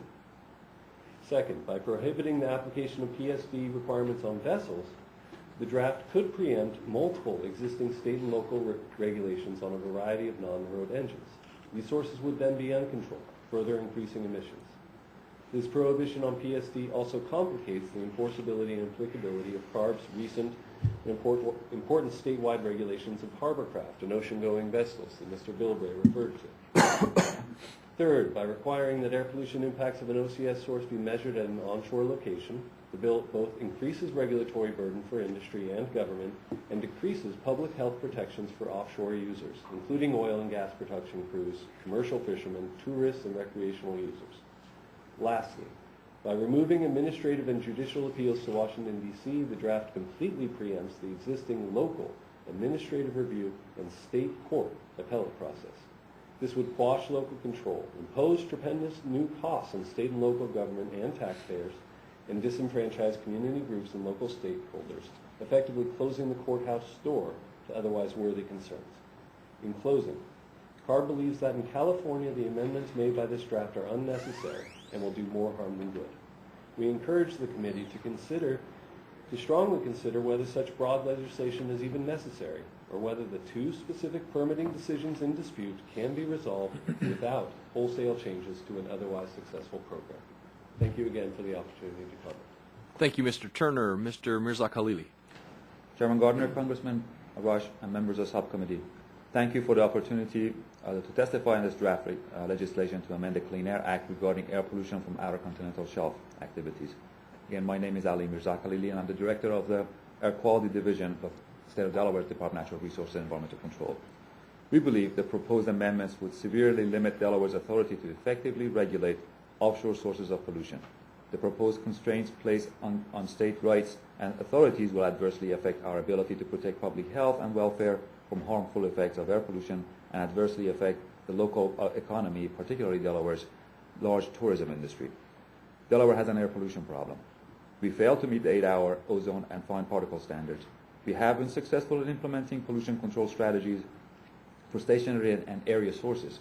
Delaware's major and minor stationary sources are now well controlled and collectively account for only 31% of our statewide emission inventory. However, we still face the challenge of attaining and maintaining the health-based air quality standards. Our remaining opportunities to reduce emissions are largely related to mobile sources, both on and off-road, including offshore sources. Through delegation of OCS program, Delaware applies the same requirement to the OCS sources as we do to sources on shore. We have an effective permitting process that includes the ability to issue expedited permits. We find that existing authorities under the Clean Air Act appropriate, effective, and workable. If not properly controlled, OCS activities will have an adverse impact on Delaware's air quality which makes us enormously interested in the fate of these proceedings. With respect to specific provisions of the draft bill, I offer the following. Delaware opposes the proposed amendment of the Clean Air Act Section 328A1, which would require air quality impacts of any OCS source to be measured and determined solely with respect to the impact at an onshore location in the corresponding onshore area. We support retaining the existing language that provides for onshore and offshore sources to be treated the same. The proposed amendment would limit Delaware's ability to protect the NAAQS, that's National Ambient Air Quality Standards, in the offshore areas of Delaware, leaving recreational and commercial users of our waters unprotected. The amendment disregards potential visibility or other impacts of a Delaware OCS source on any neighboring state. Moreover, the consideration of the effects of transported pollution on Delaware from OCS activities in neighboring states would be prohibited. This provision will add to the permitting complexity by requiring complicated modeling analysis that may require extensive pre-project monitoring to establish baselines relative to future impacts, as well as introducing an entirely new wrinkle in the applicability determination. Applicability determinations are often the most controversial and time-consuming element of the permitting process. This amendment, therefore, is contrary to the presumed streamlining objective of this legislation. Delaware opposes Section 328A4C, which would establish that a drilling activity commences and ceases to exist based on when the owner commences and ceases the actual drilling operation. It is a misconception that sources that operate for a short duration of time do not significantly affect air quality. It is noteworthy that much of this discussion may be unnecessary if the proposed sources install and operate best available control technologies, which oil and gas exploration companies can certainly afford. Finally, we oppose the new Section 328D, permit application. The language requires final agency action to be taken not later than 6 months after the date of filing of a complete application. While Delaware generally issues station resource permits within 6 months, review times vary. Based on the complexity of sources application, accordingly, we do not believe it is necessary or appropriate to set a permit review time limit in the bill. Imposing a time limit on the permitting agency is inconsistent with the existing land-based requirement and is unnecessary. A 6-month time frame does not provide adequate time for permit drafting, review with permittees, and public participation and EPA comment in all instances, and places a one-sided and one-size-fits-all requirement on the permitting agency. Second, the new language at 2 and 3 subverts existing state due process procedures and forces an agency like ours to argue and defend its decision in federal court. Although I am confident that we can aptly defend our permit decisions in any court, the potential cost of such adjudication will serve as a disincentive for maintaining our delegation of this program. We believe such an outcome is again contrary to the stated goal of this discussion draft and would discourage states from accepting delegation. Once again, thank you for this opportunity to testify, and I look forward to answering your questions. Thank you. Mr. Myers is recognized for 5 minutes. Thank you, and I appreciate the opportunity to testify again today. I just want to address a few key points. First, there's a complaint that the draft legislation somehow impedes the ability of states to protect air quality. In particular, California complains that it's concerned about the public health impacts of offshore emissions, and that by supposedly preventing the state from implementing its mobile source regulations, the discussion draft would deny health protections to onshore and offshore populations, including crew members on OCS service vessels. As pointed out in my written testimony, it's entirely unclear how refusing to allow mobile sources like vessels to be broadly redefined in the Clean Air Act as stationary sources denies California or any other state any authority it may have to regulate mobile source emissions. If states have mobile source authority, they can use it. The discussion draft is silent on this point. Indeed, California has been a prime example of exerting such authority and seeking Clean Air Act waivers for its mobile source standards. In fact, in public comments, the state has already claimed authority to regulate crew vessels servicing an oil platform under its mobile source authorities. Again, the discussion draft is limited to the exertion of stationary source authority. The argument regarding health protection also seems to fall apart when you realize that California currently exempts 70% of in-use hovercraft diesel engines. Under CARB's final regulations, in-use fishing vessels are not subject to requirements to replace in-use engines with cleaner engines. These vessels generate 40% of all hovercraft emissions, or 10 times the amount of emissions associated with OCS sources off Santa Barbara County. Parenthetically, California partially justifies excluding 70% of vessel engines and 40% of emissions due to the lower health risk from fishing vessels offshore as compared to nearshore emissions. Accurately measuring the lower health risk is one of the very concepts the discussion draft advances. Second, there is a complaint that the legislation won't allow California air quality districts to incorporate CARB's statewide maritime rules and other rules into PSD permits beyond state regulatory waters. Since California currently defines regulated waters to extend 24 miles offshore, the state appears to be arguing that it should be allowed to extend its authority beyond the 25-mile limit in Section 328. I may be wrong on this, but that seems to be what I've read in the written testimony. Third, there's a concern with regard to local administrative review and process. In this regard, it's unclear from my review of the testimony whether California is arguing that state administrative review process exists within its delegated authority from EPA or outside of this authority. Under either authority, no mention is made as to whether California would consider a permit final after issuance or whether, as in the EAB process, invocation of the process itself would delay finality. Some of the prime concerns behind the discussion draft are to establish clear deadlines and to recognize that development of OCS sources involves issues of national importance.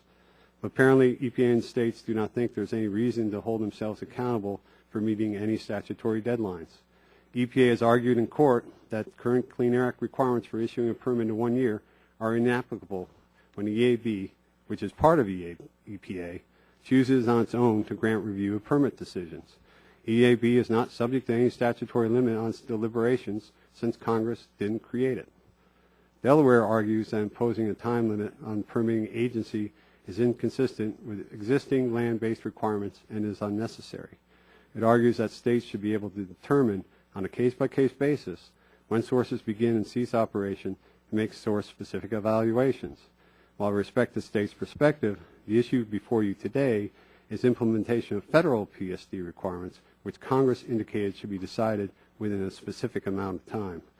So I don't think you can have it both ways. I don't think you can argue that the present system, without effective time limits and with potentially unlimited discretion for administrative review, is a better system than one which attempts to place time limits on review and help define what Congress intended in 1990. I also don't think that the arguments are consistent with the structure of the Clean Air Act, which makes clear distinctions between mobile and stationary source regulation. Instead, what's being advocated is similarly unfettered discretion to merge two concepts when OCS sources are involved. At minimum, this presents the issue of double regulation of the same sources. Finally, there appears to be the impression that this is somehow an Alaska problem. I can't agree with this perspective. Without additional legislative or regulatory direction, there's no assurance that the experience with Region 10 permits and the EAB review of these permits won't be replicated elsewhere. As far as I can see, the only thing that hasn't been offered up is the EAB's new order. But this order itself allows the EAB to hold arguments in appropriate cases where it determines that an argument would assist in decision-making. Further, EAB explicitly retains the authority to modify its procedures as appropriate on a case-by-case basis. This hardly gives one confidence that the process for the next OCS permit is somehow fixed. Once again, thank you for the opportunity to be here, and I think the subcommittee's focus on developing legislative solutions in this area is appropriate, and I look forward to answering any questions. Thank you, Mr. Myers. Mr. Westfall, you have 5 minutes. Thank you. Mr. Chairman, members of the committee, it's my pleasure to be here today to discuss the importance of Alaska crude production to the west coast of the United States. My name is Lynn Westfall. I currently serve as the Executive Vice President of Turner Mason & Company, a 40-year-old consulting firm to the refining business. Prior to joining Turner Mason, I spent 36 years in the refining business. 30 of those years were with companies having significant assets on the West Coast. 14 of those years were on the West Coast itself. In my remarks today, references to the West Coast means the 7-state area comprised of Alaska, Washington, Oregon, California, Nevada, Arizona, and Hawaii. The most defining characteristic of the West Coast market is its isolation from the rest of the country.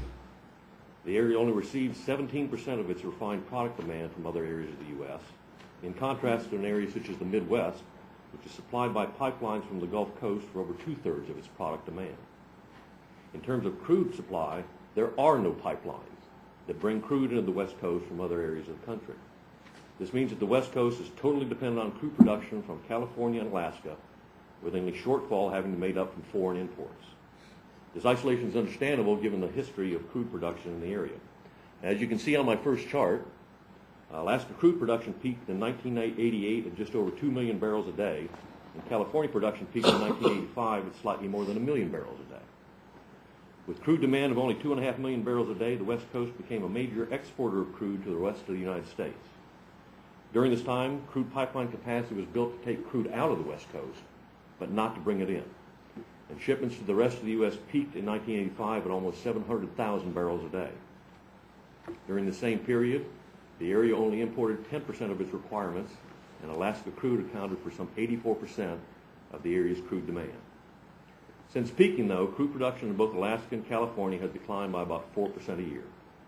As you can see on the next chart, by 1993, local production had fallen below demand in the area, and by 2001, crude shipments out of the area to the rest of the country ceased altogether. The West Coast then began to rely more and more on foreign imports, which have grown sixfold since the early 90s. As you can see here, in 2010, the West Coast imported about 1.1 million barrels a day of crude, or about 48% of its demand. I should point out that that number is artificially low due to reduced product demand caused by the recession. At more normal demand levels, the West Coast last year would have imported over 1.4 million barrels of crude, or about 53% of its demand. So where has the West Coast turned to supply its crude needs? On this next chart, you can see that last year it depended on the Middle East, South America, and Canada for 80% of its crude imports and about 20% from other areas in the world. More importantly, however, is its increasing dependence on OPEC for crude. If you can look at the next chart, since 2000, West Coast oil imports from OPEC have more than doubled, and OPEC has accounted for over 75% of the growth of imports into the area. I think the obvious conclusion from this historical review is that as crude production in Alaska has declined, the West Coast has turned more and more to OPEC for its crude requirements. So in the past 30 years, the West Coast has moved from being a large exporter of crude to being a large importer. This has had the predictable outcome of raising relative prices in the region. As you can see on the final chart, during the 1990s, A&S crude sold at a discount to crude on the Gulf Coast of about $2.80 a barrel. Since 2005, however, this discount has been reduced to just 63 cents a barrel, for an increase of over $2 a barrel. This amounts to a crude price increase of about $1 billion per year, or about 5 cents per gallon of gasoline. Looking forward, the West Coast may become even more dependent on imports and imports from OPEC. Had there been no production of crude from Alaska in 2010, the West Coast would have imported over 73% of its crude requirements, and over 70% of those imports would probably have come from OPEC. As a final point, you should be aware that the almost 200,000 barrels a day that were imported into the West Coast from Canada are in jeopardy of being reduced by the new California low-carbon fuel standard. Under this regulation, crude produced by mining or enhanced recovery techniques, such as oil sands from Canada, will be penalized with a carbon footprint 20% higher than conventional crudes. Products refined from this crude then will make it much more difficult for refiners to reduce their carbon footprints, and this could divert Canadian oil supplies away from the West Coast. I think the importance of providing an abundant, secure supply of transportation fuels to this part of the country and the lack of infrastructure into the area from other parts of the U.S. seem to make a compelling case for any actions that increase local supplies. Thank you for your time and attention. I look forward to your questions. Thank you, Mr. Westfall. We'll now move into the question phase of the hearing, and I'll recognize myself for 5 minutes. Mr. Westfall, I'll start with you. About the fuel supply, I read in the paper the past couple of weeks where it's talking about fuel supply and its impact on price. Yet when certain people ask me a question about what's happening to the price of gasoline at the pump, they will say that the supply of fuel has nothing to do with price. Does the supply of gasoline impact its price? Absolutely. If there is more supply of oil, what happens to the price of gasoline? Obviously, if there is enough supply of oil, the price will be reduced. I mean, that's what I had in my historical chart there, although it's the reverse. As crude supplies went down, the cost of crude went up on the West Coast. So increased supply results in lower prices at the pump? Absolutely. Thank you. Mr. Myers, wanted to ask a couple questions about some of the testimony earlier from this panel as well as the Assistant Administrator of the EPA, specifically dealing with their contention that offshore human exposure to emissions from OCS sources will be unaccounted for under the legislation. Your testimony, though, suggests that Congress's intent with Section 328 of the Clean Air Act is to protect onshore ambient air quality. And you went into that a little bit. Could you go a little bit further into the congressional intent on onshore air quality? Yes, I mean the legislation seemed to have been developed over a process of several years. There was legislation introduced in '87 and leading up to the 1990 Clean Air Act amendments. But I think most people say, the reasons it was testified here was problems of onshore air quality in the non-attainment districts in California that drove this issue. So the legislation is defining the impact with regard to the non-attainment area onshore. So I think that's consistent with the original intent of the bill. Mm-hmm. And Mr. Myers, are you familiar with the Department of Interior role in OCS? Somewhat. It's not my area of expertise. But. And I was just wondering, the comment period that was brought up earlier, there is comment period when it comes to Department of Interior activities. I believe so. Again, that's not my area of expertise. Thank you. And you stated in your testimony that Section 328 of the Clean Air Act is not intended to be used for the purpose of preventing exploration and development of the OCS. Right. Does applying identical onshore ambient air quality standards to offshore facilities depart from Section 328's intent? I'm not. I think the question that has arisen is what does it's arisen in permit decisions over 5 years. What does this section mean? And I think that's the source of the problem. I think California and Delaware have interpreted it one way. I think there are other reasonable interpretations. So the role that legislation can serve, which I think would actually speed up the process, is for clarification, for clarifying what Congress meant at that point in time. The reason it was referred to in terms of the applicability process being the most difficult part. I agree. So why wouldn't more clarity by legislation help speed up the process if trying to decide what you're applying the Clean Air Act to is the hardest part of the process? And Mr. Turner, in his testimony, stated that the legislation changes the timing for when an OCS source becomes regulated as a stationary source rather than a mobile source. Does the legislation change that time? No, I think the legislation, this is an issue with regard to, I think it gets confused, frankly. So it's a clarification to prevent needless litigation? Well, clearly, I think Mr. McCarthy said correctly that the Clean Air Act requires that the emissions be accounted for, but there's a difference between accounting for the emissions from the vessels and directly regulating the vessels as a stationary source using stationary source standard setting language of best available control technology. There are authorities in the Clean Air Act in Title II that are specifically designed for the regulation of on-road and off-road sources. EPA has used those authorities. EPA regulates all marine vessels right now of all three categories. EPA in the United States are entering into emission control areas to control fuel use off the coastlines. These are the authorities that's been done. The confusion here is when people are trying to use stationary source regulation and applying it to mobile source on the basis of the provision in 328 that talks just about the emissions. When it comes to California, for instance, they have exempted several vessels from the requirements as well, haven't they? Yes, I think I mentioned that.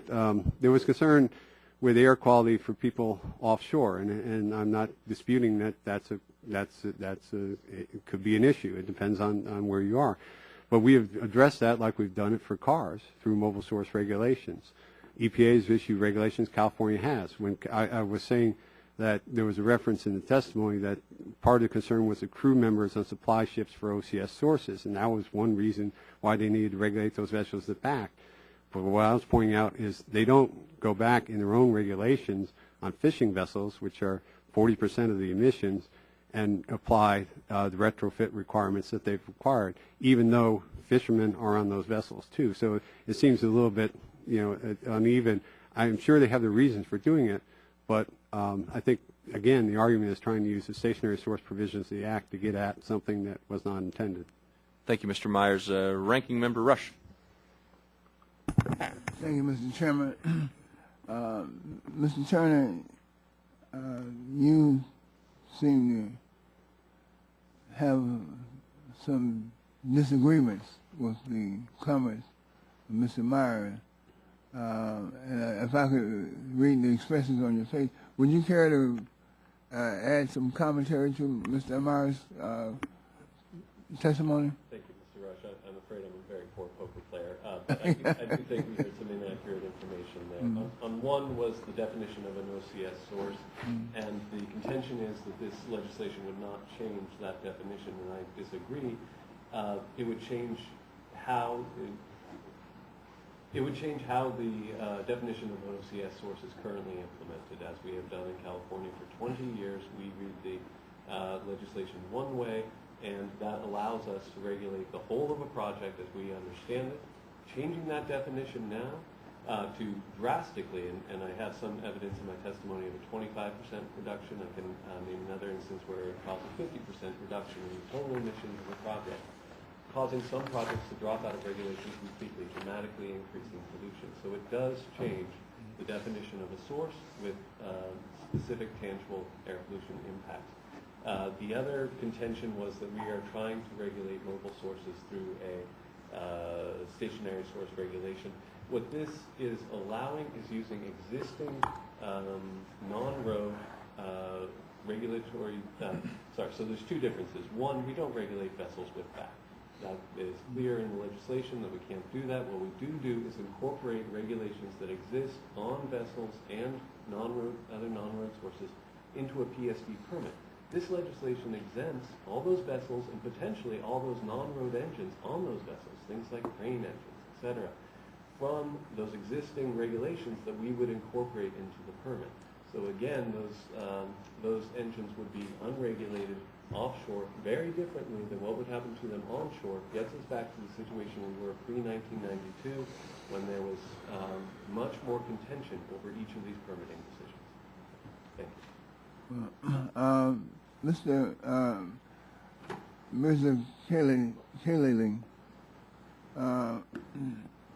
in the area of public commentary in Delaware, when you open your process up for public comment, who actually participates in those sessions?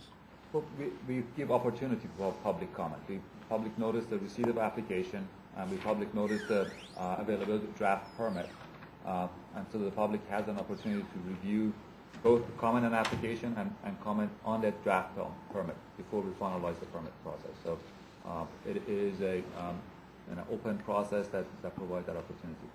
Mr. Turner, is that a similar process in California? Yes. I'll point out we both have delegated authority, so this entire process is run by local officials, the local administrative review. We've talked a lot about the Environmental Appeals Board, et cetera, here today. That is not at issue in either of the state delegated programs. And so would this bill have an adverse impact on your current status in terms of environmental impact for the state and local stakeholders? Yes, as far as that administrative and judicial review, it would remove it completely from our existing local process. And when a district makes a permitting decision, the first appeal is heard by the district's appeals board, hearing board, which is made up of local officials, local county supervisors, boards of the city councils. After that decision, if there is judicial review, and usually that process, because it's much more locally based with the local experts and local elected officials, resolves disputes. That's what it's intended to do, and that is what it overwhelmingly successfully does.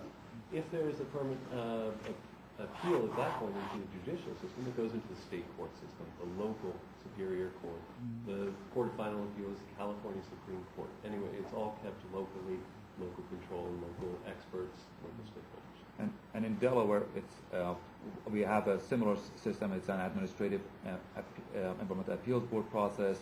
that they're not wearing gloves, and it's not non-judiciary, it's administrative, and appeals to that can go to our court system. And this proposal entirely bypasses that. Was there, Mr. Chairman, my time is I yield back. The gentleman yields back. The gentleman from Illinois, Mr. Shimkus, is recognized for 5 minutes. Thank you, Mr. Chairman. A lot of questions, not a lot of time. Would we all agree that Title I is for stationary sources by the Clean Air Act, Title I of the Clean Air Act? Would you agree that that's for stationary sources, Mr. Turner? Yes or no? There are other stationary source regs, I believe, in other portions of the Act, including Section 3, sorry, Title 3. But Title I? Title I deals with Stationary sources, okay. National ambient air quality standards are part of Title I. So it encompasses more than just... As are hazardous air pollution regulations. That's all right. Mr. Myers? Yes, I think that's correct. Yes. Mr. Westfall? I'm glad to say I don't know the answer. Okay, Title II. Neither did I until this morning. No. The Title II is mobile sources under the Clean Air Act, Mr. Turner? I can't pronounce your name. Mizakali. You would agree with that? Mr. Yes. Meyer? Yes. Mr. Westfall? Same answer. And Mr. Meyer, you mentioned this would be a double regulations on the I going back on the comment here, I mean, I think it's being misconstrued that the mobile sources aren't regulated. They are regulated. California passed the regulation. EPA has regulations. It's not a question of them being regulated. It's a question of them being regulated. Would it be illegal to regulate mobile sources under Title I? Well, that's not what there's not authority. No authority, so that would be illegal? Would it be Well, illegal? I mean, is California breaking the law by regulating mobile sources under Title I? I wouldn't go. I don't. Well, no, I'm not going. I'm not going to go that far. I'm not going far. I think the issue. Mr. Meyer, reclaiming my time. Yes. Under the Clean Air Act, it states the term stationary source means generally any source of air pollutant except those emissions resulting directly from internal combustion engine for transportation purposes or from a non-road engine or non-road vehicle as defined in Section 7550. So how do you do that? If I may, I think... You may, but I think you're on shaky ground here. I hope to clear something up because I think this is a source of confusion. Section 328 created this new thing called an OCS source. It specifically involves the vessels associated with the drilling activity. I think that's why the clarity of this language is needed to address because the Clean Air Act here says mobile sources, internal combustion engines should be Title II, and that's why we're having this. The EAB also, in essence, agrees with this point. Based upon this judgment, or it's an order, they say you can't regulate mobile sources as under Title I. And this raises the issue that we addressed with the Administrator McCarthy, which we'd like to make sure we address for clarity in the record. Here's the 3 court cases, or EAB. She wouldn't say they're court cases. I would say they're court cases because they have judges, you have litigants, you have orders. And this one is 2007, ping, right? Pong. 2010, ping, pong. 2011, ping, pong. Are these court cases being pushed back and forth in a litigation quagmire to delay taking advantage of our abilities to recover oil and gas? Mr. Meyer? Well, I think the agency, it was stated that they've taken legal position that the EAB, which is part of EPA, doesn't have to obey the 1-year requirement in the Act. So I think, the history on this has been in the record. There's certainly been remands from the EAB, but the agency right now doesn't think that is it bounded by the one-year PSD requirement in the Act. I'm unsure of what the states think. I think there have been some representations that the state administrative process should be allowed to basically work unfettered. So I think the question for the states is, do they think they're bound by the 1 year in the PSD under delegation? And going back, the first ruling or judgment or whatever it's called is where the EAB defines in here that you can't regulate mobile sources under Title I, only stationary sources. Now, going back, Mr. Westfall, by delaying this, how does it affect our reliance on imported crude and our energy position for the United States and prices? It does nothing but make us more dependent on foreign sources. And that's the irony of this whole thing. And particularly a place like the West Coast that has no other supply. Domestic supplies can't reach there. Their exclusion raises gas prices for their own consumers. Absolutely. Thank you. Thank you. The chair recognizes Mr. Bilbray from California for 5 minutes.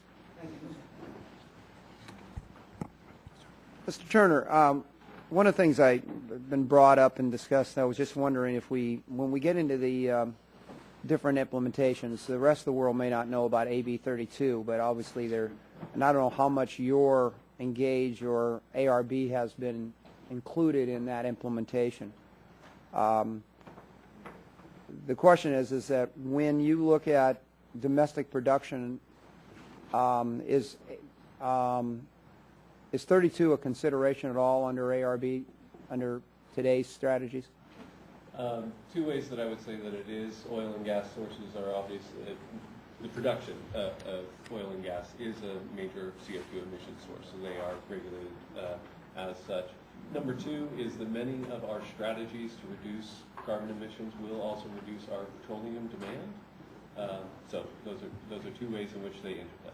Well, my question then is, do you do an offset on the fact that if you don't have domestic production or offshore production of fossil fuel in this country, it then creates the issue that we have like in the South Coast Air Basin is the importation.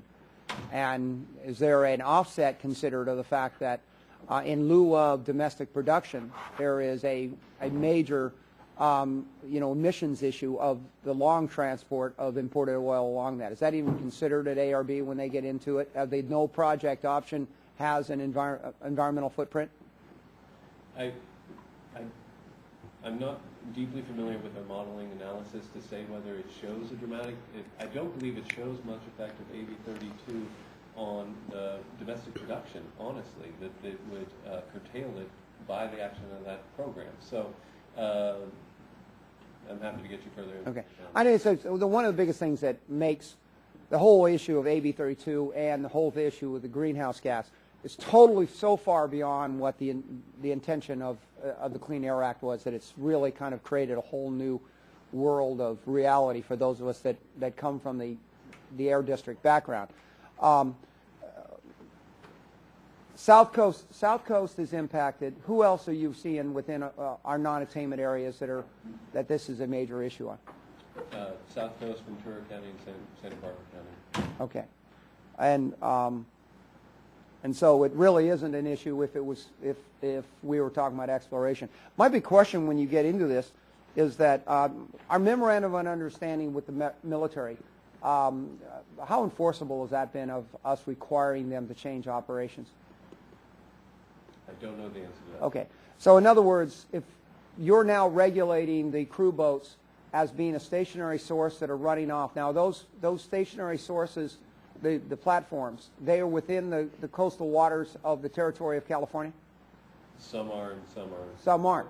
And some of the federal. So some of this is actually transterrestrial or jurisdictional. So you're actually regulating platforms that are outside the state of California. If we're talking about air quality permitting, yeah. We regulate to the 25-mile zone. That's what Section 328 does. It allows us to delegated authority up to 25 miles. So then, in other words, we basically allowed you to come into federal jurisdiction. At the same time, do you regulate the crew boats and the support boats that run out to San Clemente Island or San Nicolas Island? What kind of oversight does the South Coast Air Basin put on the federal activity that runs between L.A. Harbor and the federal facilities that are sitting offshore? The military? Yeah. I don't believe those are, I don't think those are covered by the hovercraft. You see a degree of inconsistency here that if we're talking about one operation on federal territory and another operation on federal territory, we now pick and choose which is a mobile source that we actually have jurisdiction on and which ones we don't? Our jurisdiction over oil and gas development on the OCS was, the structure was set up by Congress in Section 328, and we were delegated. Okay, and now let me tell you something. The 90 Reform Act also required the use of methanol and ethanol. So, you know, my attitude is just because Congress took an action doesn't mean, in my book, as a former member that sat on that, you know, committee for over 6 years and 10 years on Air District, doesn't carry a lot of weight with me. But when I get on this, is you're talking about regulating these what everybody would obviously perceive as a mobile source, the crew boats, are being regulated now more like the off-road equipment regs that you're implementing for the terrestrial emission issue with the construction trades? CARB's regs on the hovercraft and the ocean-going vessels is under EPA Section 209, like the light-duty vehicles. We've got a carve out there that we are authorized by EPA to implement. California's the only state that is because of the severe air quality issue. Have we been able to implement the bunker fuel issue for vessels coming in from overseas? I believe I will get you information on the current status. I believe we are. I want to thank the witnesses for joining us today. Appreciate your time and testimony. The record will be open for 10 days to submit questions for the record, and that concludes today's hearing. Thank you very much.